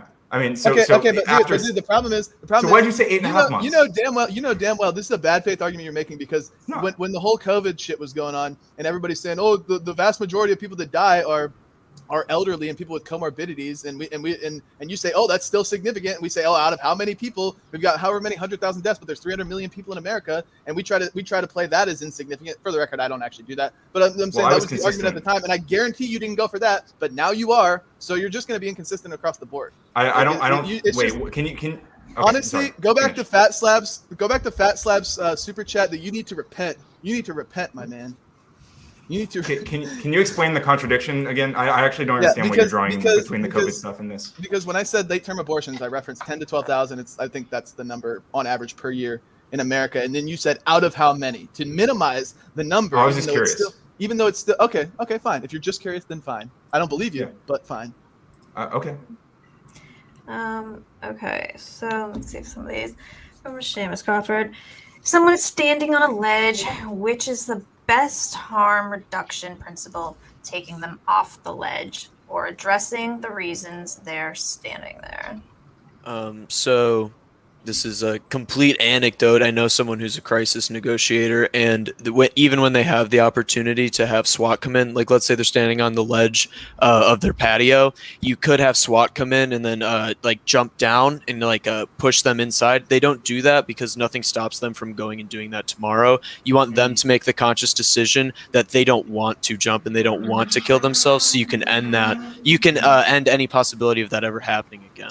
So And just to continue it, so the answer that he's proposing is like the more important aspect is probably to stop them while they're there, but like address the reason that they are there. And one of the reasons that a lot of people are advocating for abortion is one, because they don't know what a human life is. Like a lot of people deny the human life begins at conception. So we educate them on that. And then there's a lot of people like Amdir and Brandon here who don't care about life. They just say sentience. So we need to re-educate them to understand that life is what is intrinsically valuable and not sentience. Sentience is arbitrary. I'd love to hear an argument for that, you know? just rewind. Yeah, we would. Let's see. From Fat Slab. If anyone is ashamed of me and my words in this adulterous and sinful generation, the Son of Man will be ashamed of them when he comes in his Father's glory with the holy angels. Okay. Amen. I love Preach. Preach. He's just trying to help you guys. Amen. You repent or perish. You're on your way to hell. Let's see here. I have some other ones that we were jotted down. From Allie, I don't know if this was kind of in her super chat, but she said, if the pro-choicers were presented with indisputable evidence that sentience began at, very early on in the pregnancy, say 6 weeks, would they support an abortion ban after that point? This is like the third time. I know. Okay. It doesn't matter what they There's say. the other 2 times. Let's see here. So actually, can I make a small addendum? So I guess I would say that if we had like the technology to and both the technology and policies which ensured the resources to take care of the child, and we could just like remove the child from the woman's womb like safely and quickly, and then it could go be taken off and taken care of in whatever other situation, I guess I'd be fine with that for sure. Better rather than killing it. Yeah.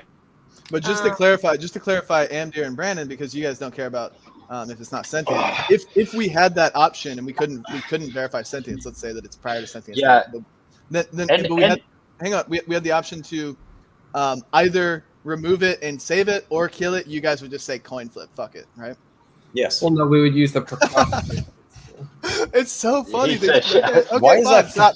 Like, No, if I stop. tell Stop you, providing right, that. like, Stop so if providing I that. tell you Thank what I value is sentience, right, I That's would fine. leave that Thank you. choice up. If it's not sentient yet, I would leave that choice up to the mother and the father, right? So I don't know why that's like laughable. I've given you my arguments. I just thought it was funny, but thank you for being consistent and just biting that bullet. Yes. I appreciate So, it. I don't know how it's a bullet. So what Radical said, we do have that. We do have a social safety net. In fact, one example I can give is called endabortionnow.com, where they will actively adopt your baby if you so desire. If you know, the optimal decision is for you to keep your baby and to be that baby's mother. But if you absolutely are so against that and you can't do that or whatever life situation you have, there are several websites. Endabortionnow.com is one of the best ones, really. But I think they've saved over, they say officially confirmed about 1,000 babies. But they're talking about how unofficially the number is probably much higher than that. Just by offering that adoption service and offering finances to the woman as well. So it's not like it's out of this world possibility that we could have that, which we kind of already do, if someone's willing to take advantage of that resource. Well, the problem is you're talking about at 9 months. You're talking about at the birth point, right? You're not talking about like someone who's deciding they don't want to be pregnant at, say, 5 months. Oh, okay. I think I maybe just misunderstood what you're talking about, but that was yeah, the way I could have been clear. Okay, I see what you're saying. Okay. All right, from Michael A. Thanks for the super chat. For the pro-lifers, should a woman be able to get a late-term abortion if her health becomes at risk? No. What she should do is just deliver the baby. As we said, you deliver the baby. If the baby lives, then great. If the baby does not make it, tragedies happen every day. Oh, I think they were talking about the mother's health. The mother. If the mother's life is at risk. Yeah, that's what I'm saying. If the mother's life is at risk, you deliver the baby and see if the baby survives. Right? That's what you're saying. I'm not saying too bad. I'm saying he's saying if at all possible, if we can deliver it without killing it, then that should be preferred. But if it comes to a point where we just can't save the baby, but the mother's still viable to survive, then I guess you got to do what you got to do to save a life rather than lose two. So it's way easier to deliver. If the mother's going to die, it's way easier to deliver a baby than it is to actually do an abortion, because abortion is a specific procedure where you have to actually rip out the limbs and all of the nasty tissue. And literally kill it actively. It's way easier just to deliver it and have like a C-section or whatever with an OB doctor. Which let's say somebody has like stage 4 cancer, and then they go and they get pregnant and they need chemotherapy to continue living, and they just got pregnant. Now the issue is that if they get chemotherapy, the baby is going to die. If they don't get chemotherapy, they are going to die. If they die, both parties will die, because since they just got pregnant, they can't have a C-section and then now keep the baby viable. Then what are you going to do? You're just going to say both of you have to die, or no, sorry, or you would say both of them either have to die. Sorry, mom, you have to sacrifice your own life, even though your baby's going to die anyways. Or do you have the abortion to at least save one life in the process? Right. Okay. So actually, let me interrupt there. Praise God, this situation actually came up with one of my friends who lives here in Nashville area. She got cancer. Well, I think it was like I don't know the timeline of it, but somehow she got cancer and she became pregnant at the same time, and praise God, she got the chemotherapy, and I don't know what kind of treatment or the way they finagled it, the baby survived too. So it's giving all the glory to God there. That's sweet. Yeah. From No Names. For to the Christians, is prolonged imprisonment biblical? Would execution, punishment for murder, be more appropriate? Yes, that death penalty is biblical. Yeah. If that answers your question. Very cringe. Yeah, okay, yeah, it's very cringe to. Yeah, so is so is getting pregnant to have an abortion. Let it be known. I agree, BNC. Let's just hash out this logic. It's wrong to kill a pedophile, rapist, murderer, but it's okay to kill an innocent baby. Okay, we got that. So to clarify, if we have a rapist, pedophile, murderer, or whatever, the best thing that we can do with that person is remove them from any access to raping, killing, or any of those things, right? So if they are in prison, then they can't do any of those things. Especially, I mean, this person would probably be. They could do it to other prisoners in solitary confinement, right? So to prevent them from doing it to other prisoners. So I would encourage that. I'm also anti-prison rape. Yeah, so am I. We're all anti-prison rape. But you are pro getting pregnant to have an abortion. I didn't say. I think that would be cringe as well, but I don't think it should be illegal. But it's their right. I guess we should be able to. But it's so you're pro getting pregnant to have an abortion. I mean, that's fine. You can say whatever you want, but I just think save the pedophile rapists. That's so. Why are you against prison rape? What? Wait, BNC, radical. Why are you against prison rape? Why? Because people are getting raped. Why is that bad? It's their body. If I want to use my body to impose on another prisoner. Wait, BNC, I don't even agree with Radical Coder there, but do you acknowledge that like morally neutral is a thing, that just because he says something should be allowed doesn't mean he's pro that thing? Well, no, I just think it's ridiculous that you would be in favor of saving the rapist pedophile, and then also, but then. No, you said that you wouldn't impose the death penalty on them, but you're also in favor of killing an innocent human inside the womb, the most innocent that we have, and getting pregnant in the first place just to kill that person. Right, and conflating two like really, really drastically different scenarios. I don't even know how to engage with. And if like God commanded Christians to follow that, right, that would make it moral. In the fantasy hypothetical, yes. No, in reality, that's not even a thing. Well, how would you know that, right? Bad faith. How would you know what? Because it's inconsistent with God's word. How do you know that? If we can't know anything, then why are you even asking the question? Well, you're just repeating the claim, right? How do you know what God desires? Because God said it in His word. Well, how do you know God said it? Because God appeared on the earth through His Son. And His Son died for our sins. How do you, once again, you're just kicking the can down the road, right? No, you like to say that a lot. Look, dude. This is why you can't humor. It's a bad faith attack. It's not an internal critique. That's not a he's not willing. The problem is that Brandon can't know anything. Brandon doesn't even know every question. That's what I'm demonstrating. Everything you say, he's going to continue with. How do you know that? He doesn't even know. That's the only argument he has. Okay. From Allie, thanks for the super chat. Do post-sentience ban people have an abortion policy prescription? When in pregnancy,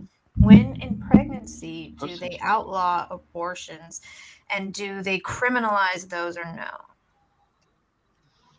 Hold on, let me read that for myself. That was. Do post-sentience ban people have an abortion policy? I don't even know what the hell that means. Yeah. She's asking the Brandon and Amdir, right? She's saying that they're against. They think that the sentience point is when abortion becomes immoral, right? So they think that after that point it should, or I don't know if they think it should be illegal. She's asking about your policies for that. Yeah, I would take the sorry, precautionary principle there, and I would say that when whatever the medical consensus is for when we can be sure consciousness does not exist, then we can put the line there. We can leave that up to the medical community. There's no medical consensus for any of it, for whether consciousness exists or doesn't exist. There's no medical consensus anywhere. Oh, what is it? No, there's not. Can I answer? Like if there was a practical way to do that. Well, Brandon wanted to go. Yeah, I'm sorry. Right after he goes. You want to answer? I'm sorry. Yeah, the medical community has identified correlates to consciousness that when they don't exist, consciousness does not exist. I can send you papers on this. What is every leftist's favorite saying? correlation does not always equal causation. So how do we determine that consciousness exists? We can't. So Wait, not a good idea. I thought you even acknowledged that consciousness exists. No, I acknowledge that it does exist, but yeah, I'm saying, we know what you mean. I'm saying I don't know. I'm saying When it's it undefinable starts. as to when it starts. Yeah, there's no Yeah, it's consensus not- whatsoever. There's no way to define. We know that it Arbitrary. exists. Yeah. Formulating an argument on that would be it's just nonsensical. From Shamus Crawford, do people have the right to impose their will on others by force? For all of them, mostly the pro-choicers. Only out of self-defense. No. Um, That's so not. I think That's that- not imposing your right. That's not even imposing your right on other people. I would If in probably agree. self-defense. So it seems to me that the people who are imposing their will on others by force are the people who are trying to criminalize someone who currently doesn't want to be pregnant anymore and wants to seek out a way to amend that. Like you guys want By to doing stop what? them and By doing impose what? your will on them. What right? do they do when they don't want to be pregnant? Well, ideally, like we talked about a world where hopefully we could No. eventually just remove the No, fetus reality from the body, but right now. we don't have that yet, No, right? right now. Yeah. So what do they do right now? Well, right now there's no other way to get it out of the body than kill it, right? Okay, so the person that is the most imposing is us for saying that we don't want others to kill innocents. Right. Well, you want to punish people who don't want to be pregnant anymore. Yes, and then go and kill someone. Yeah. That's like you saying, okay, Someone's I'm growing- anti. so, well, hang on, That's someone's like, growing hold on, inside no. them, right? So you say I'm anti-rape. You're leaving that You part want out. to punish people who want to impose themselves on someone Exactly. else sexually. How dare you do that? They don't want to be horny anymore. I don't want to be horny. Again, the difference is that we're talking about. That's a joke. Okay. Well, so you don't want me to respond? Okay. You No, could that is just correct. jack That off. is Just a correct. joke, We bro. No, I we don't want you to respond. Correct. Yeah, we do. I not want you to wouldn't either, respond. dude. I wouldn't want me to talk to you You if I was just got BTFO'd, Radical Coper. Okay. destroyed. Yes. Here. From Andrew B. Do people that believe life begins at conception versus people that don't know when a human organism develops a mind end up advocating for the killing of more innocent humans? Can you pop that up on the screen? No, Oh, it's too it's far back. I can read it again if you want. Jeez. Read it All right. slowly, All right. please. So, do people that believe life begins at conception versus people that don't know when a human organism develops a mind end up advocating for the killing of more innocent humans? So do people? So do pro-choicers. okay. The pro-choicers advocate to kill more innocent humans. I think Right. that's the Yeah, answer. that's Yeah. yeah. Yeah, so I think it's more of a it's just statement. weird to throw in the innocent thing, like Amdir brought up. Like according Yeah. to their definition, like my hat right here, this is an innocent hat. Yep. This is an innocent PS4 Yep. controller. Yep. This is an innocent vape. Yep. Like Well, if you want to the throw that vape, in the there, vape is sure. not innocent because that is enacting harm upon you. Ah, But fair enough. Okay. either way. Well, Okay. you Yes, wouldn't yeah. say you wouldn't That's a say good that a 2-month-old baby out of the womb is not innocent, though. Well, yeah, I wouldn't say that. I'm You would just you would curious, say and that this they, is- oh, so you I would say would that say- they I are would say- innocent. No, I would say once it's a moral agent. So Yeah. once I extend that moral consideration, know then what I'm that comfortable is. using the term innocence in referee.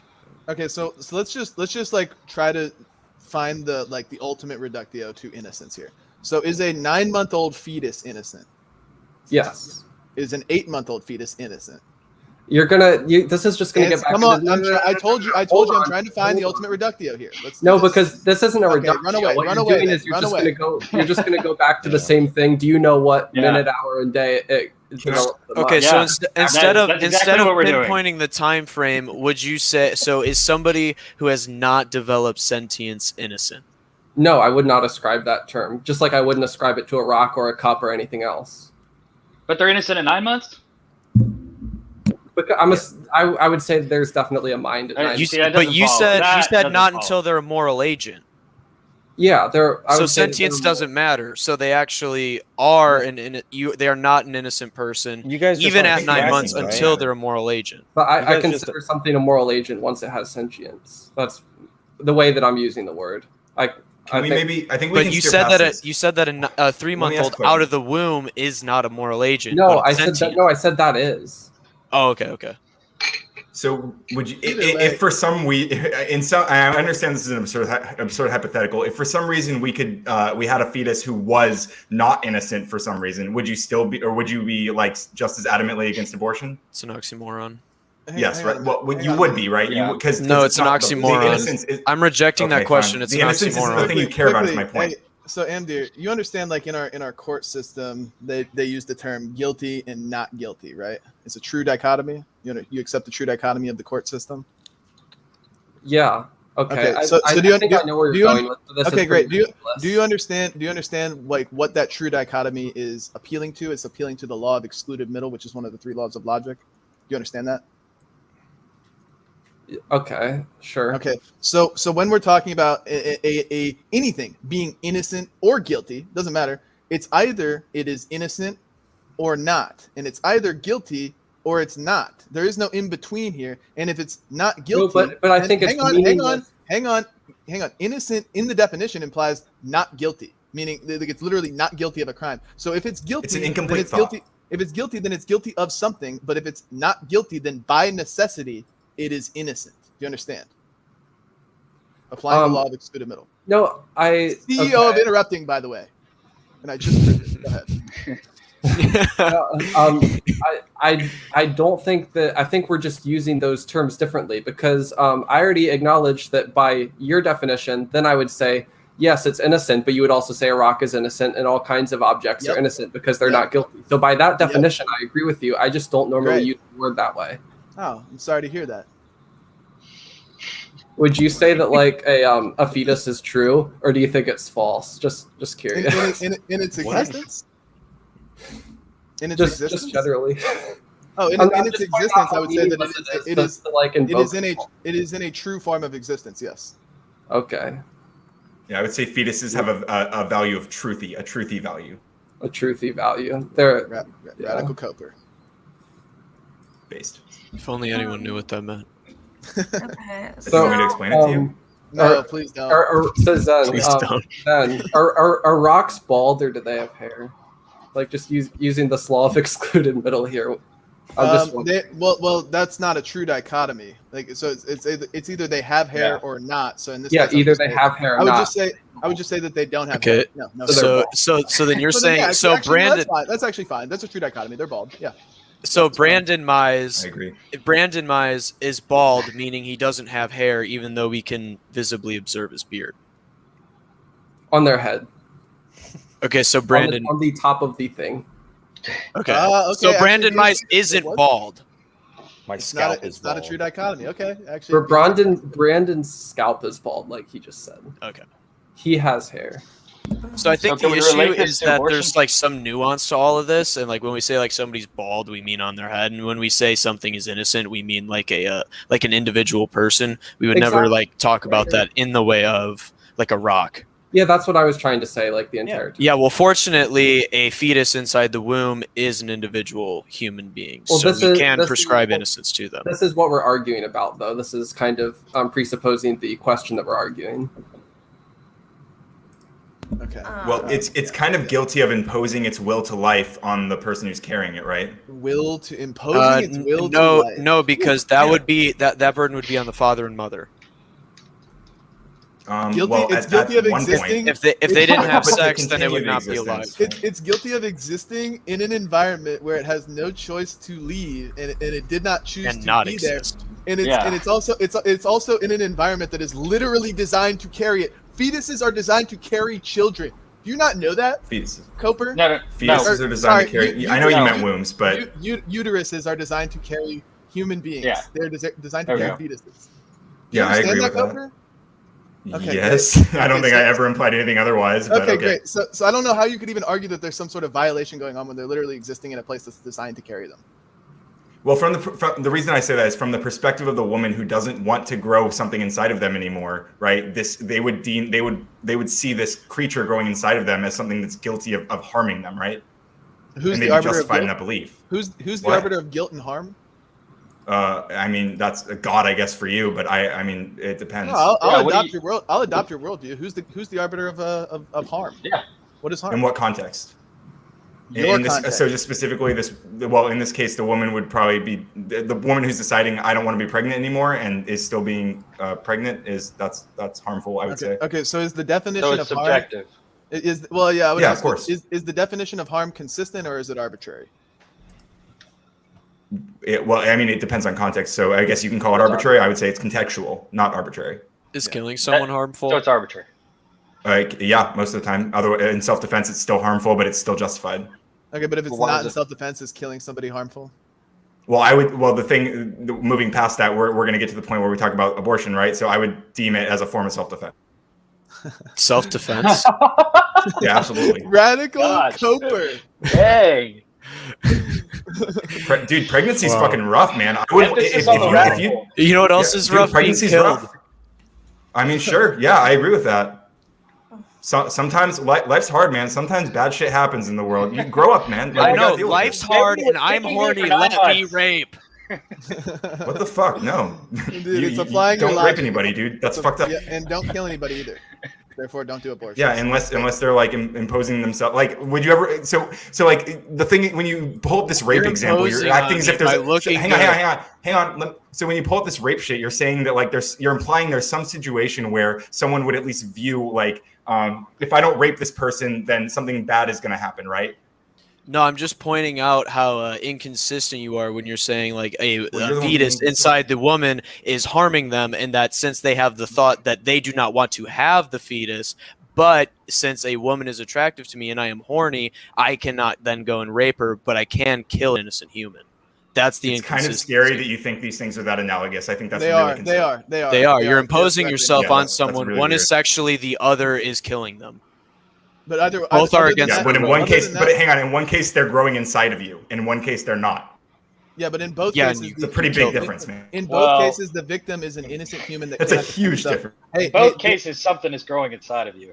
We'll just say that. Well, either way, listen. The consistency is that in both cases there's an innocent human being harmed against their will, right? That's what's going on. Yes. That's not the whole story, but sure. Okay, so that's the analogy though, right? And that's why rape is I mean, bad. that's your analogy. Hang on, That's hang your on, characterization of the analogy. Coper, listen. Rape is bad because it is a human imposing themselves upon another human against their will without their consent, right? And they can't defend themselves. That's why rape is bad. We agree? Well, they could defend themselves, but it would still be bad. Yeah, I Well, guess. they get raped because they can't defend themselves, right? Right? Mm-hmm. Okay, and that's So- why rape so is hang on, bad. okay. Great. Now, Yeah, now I agree. applying, now And just to be analogizing that clear, like I abortion. would say it has nothing to do with them being human, right? It's because they're sentient.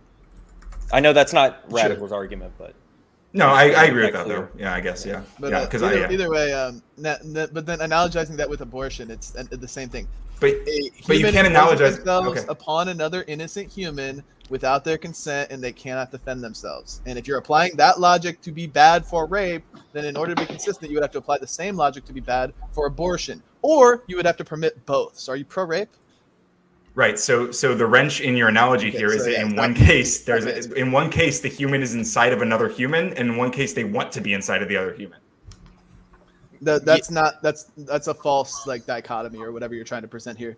Is It's like not. No, what you're doing is a false dichotomy. the one who is inside the human during the abortion is the victim. The one who is inside the human during a rape Yeah. is the offender. It's not analogous what you're trying Exactly. to propose here. You're proposing a false well, dichotomy. well, I agree they're not analogous, but not for this. Well, I mean, for that reason as well. Yeah, I may have Then missed what just you just explain how proposed- they are analogous. What you just proposed was Yeah. not analogous, but what I did was analogous. And then to when a you T, and then it you just say said the that you're difference is someone's inside of you. That is the ridiculous part. So let me just maybe I can maybe I'm speaking past you or something. Let me try to just lay this out a little bit clearer, I guess. So we're talking about two very different things. Like I agree that in generally it's bad to kill people and it's bad to rape people. So there's never going to be a case in ever where raping someone is going to remove that person from growing inside of you. Right? That's never going to happen. This is an impossible world. This is something that doesn't exist. Right? So that's the big difference, and that's why drawing an analogy between these things doesn't make any sense. Well, No, yeah, it but does. the issue with rape is that it has nothing to do with growing a human inside of you. So I have no clue what you're saying. I don't know how I can possibly any more clear. He's just Well, the radical problem is focused. that it's not clear, no matter how you explain it. Well, because you keep saying these things are the same, but they're just very different. No, I never said they're the same. I switched the variable and explained how the logic and the actions are similar. I never said that the specific variable was the same. I just want to point out something, and I think All it's crimes kind are of different. like, I think it's kind of unfair to like Brandon and Amdir right now, because Radical Kofor is making the pro-choice position look really bad right now, but it's more so a testament to the incoherence of the pro-choice position as a whole, where if you ask anybody who's truly pro-life, they're largely going to hold the same position. Life begins at conception, don't kill them, that's wrong. But if you ask 20 pro-choicers, you're going to get 15 to 20 different arguments as to what pro-choice even means and where their cutoff is and when human life begins and what personhood means and when sentience is. It's all just vague, arbitrary, as dark doctrine. So can I respond to that real quick, and then I'll shut up for a while. I'll shut up for a while after I. So if you ask 100 women who want abortions, 100% of those people will say that I don't want this person growing inside of me anymore, and they might not say person. 100% of them will say I don't want this thing growing inside of me. No. Well, hang on, dude. I misspoke. Whatever. A lot of them bro. Don't argue against the straw man, right? Just let him make his point. Don't argue against the straw man. The point is that 100% of them will say that they don't want that thing growing inside of them anymore, and that's the point. Is it a thing or is it a life? Some of them will acknowledge it as a human. Some will acknowledge it as a clump of cells. Some will acknowledge it as a sentient being. Some will acknowledge it as, I don't know. Like some of it goes all over. Yeah, but you want to impose your specific view of those things on them. Some of them will just say I'm pro-infanticide. Like it's all, they just go all over the place with these arguments. But the pro-lifers are consistent. We say don't kill anything. Okay. So for one, that doesn't actually mean anything. It's not an argument, and it doesn't have anything to do. I know it's not an argument. I'm just pointing out. Second of all, though, I can talk to some pro-lifers, and they'll be saying like the heartbeat is what matters, conception is what matters, implantation is what matters. That's not. They're not.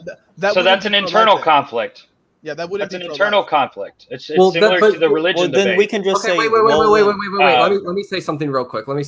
So I can say the only people who are actually pro-choice are people who hold my exact stance, and that everybody else is pro-life, and I'm doing what you're doing, and I'm saying I'm consistent, and all you are inconsistent. It's the exact same thing, dude. Nope. Yeah. It's the exact same thing. What's the disanalogy?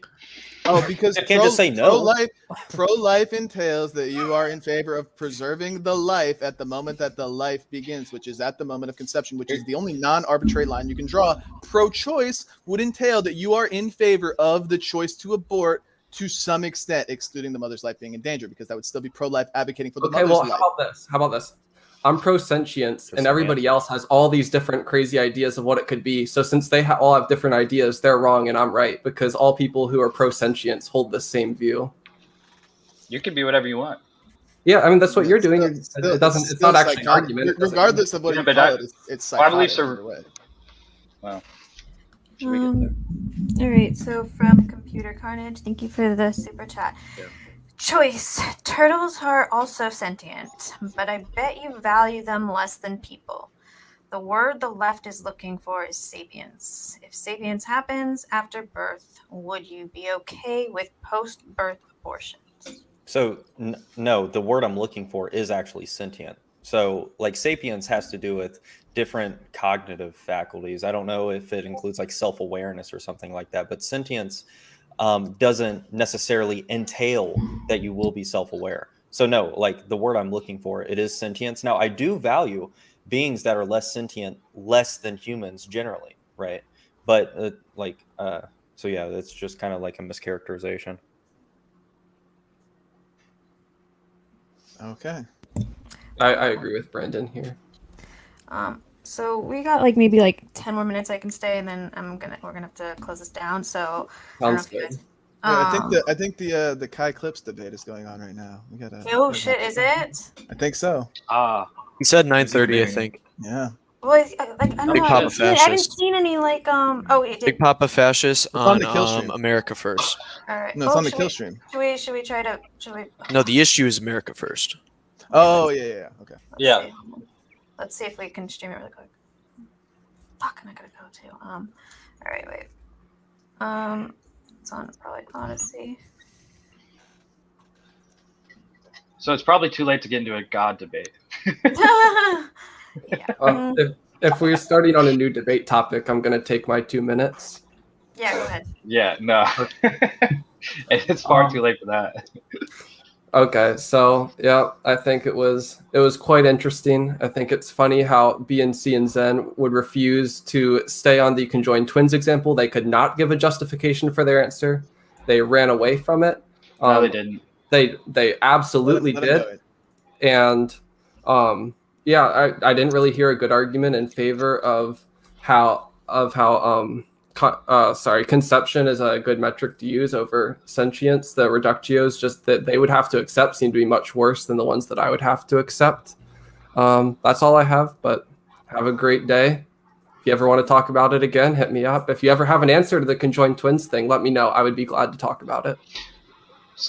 Thank you for coming on. So, I don't think they're live. I haven't seen anybody posting about it either today. I don't know what's going on with that.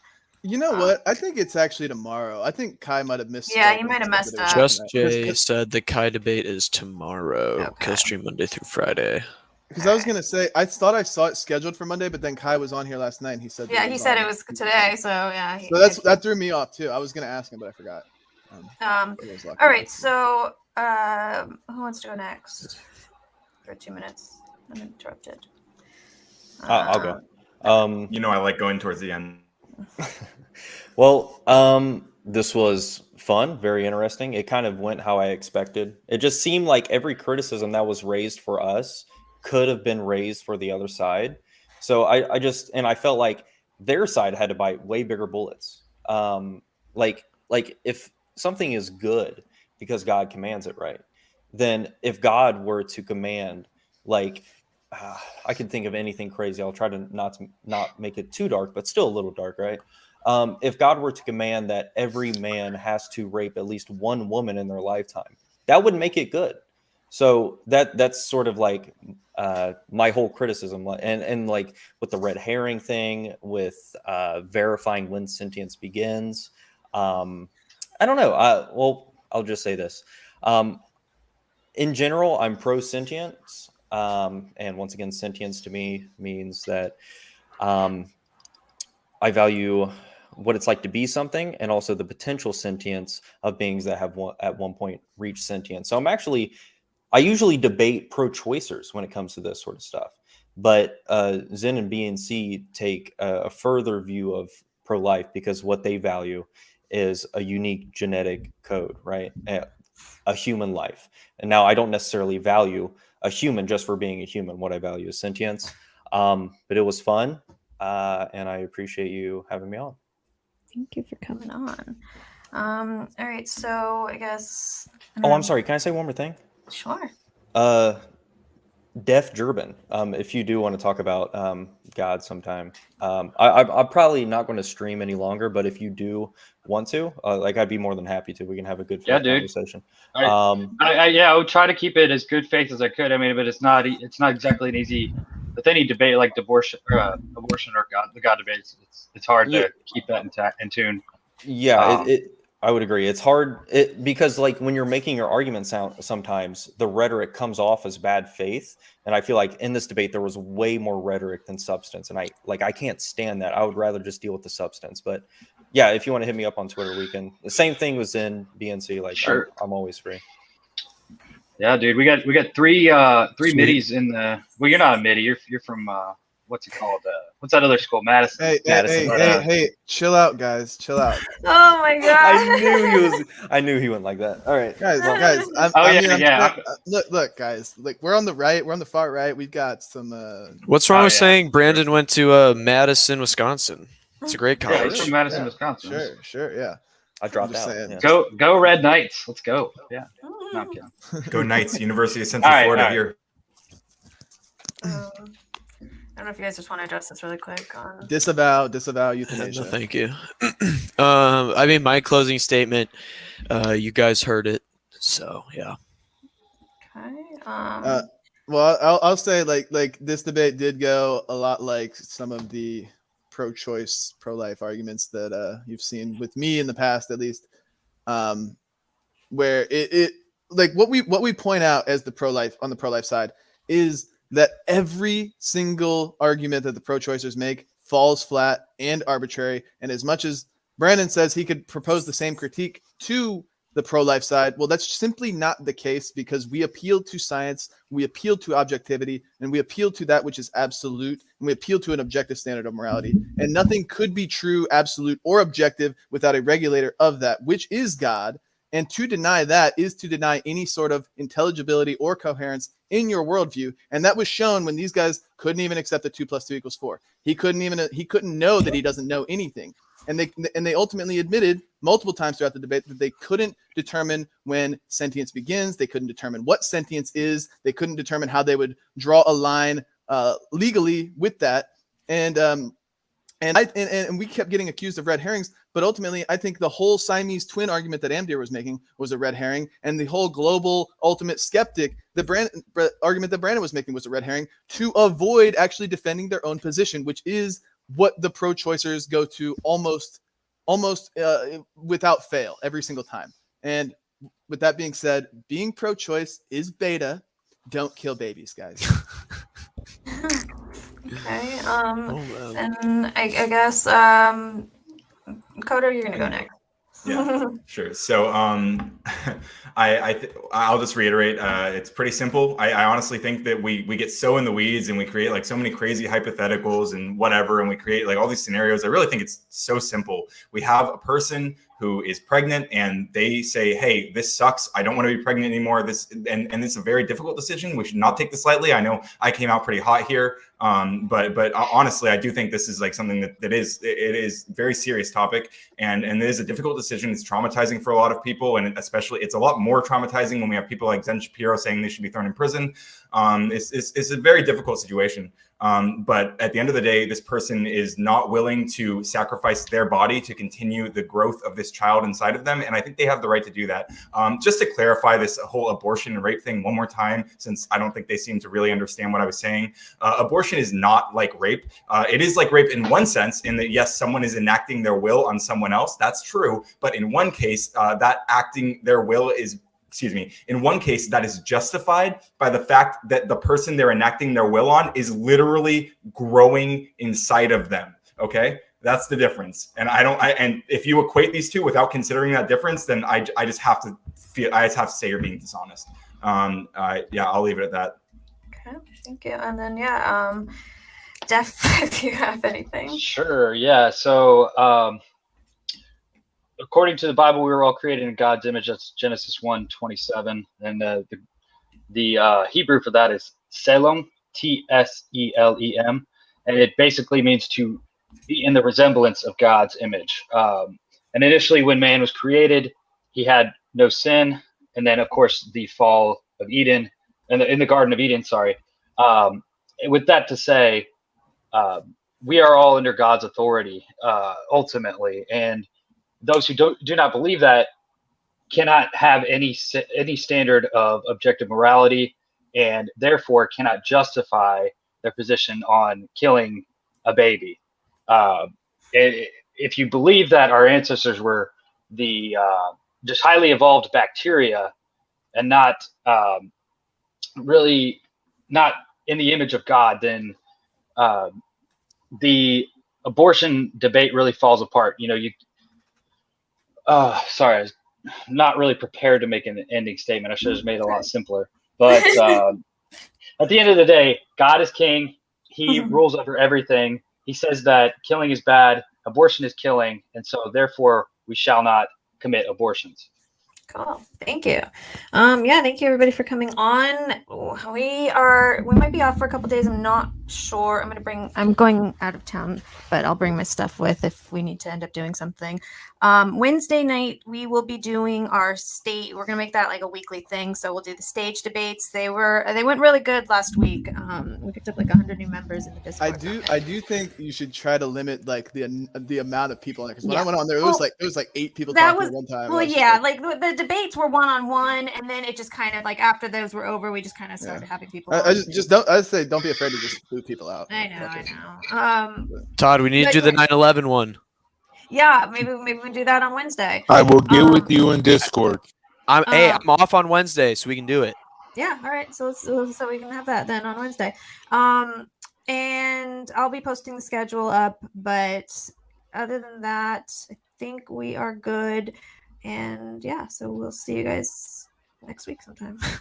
Good night, Also, y'all. God's Oh not wait, real. the poll is up. The poll is up in the community section. Oh, Go Radical vote. Coper. Radical Everybody go Coper. vote. Trying to do a He loves drive-by, his dude. last words, man. Trying to do a drive-by. He really had to get that one. God caught him What'd he on that do? one. Sorry. Yeah. All right. Good night, guys. Truth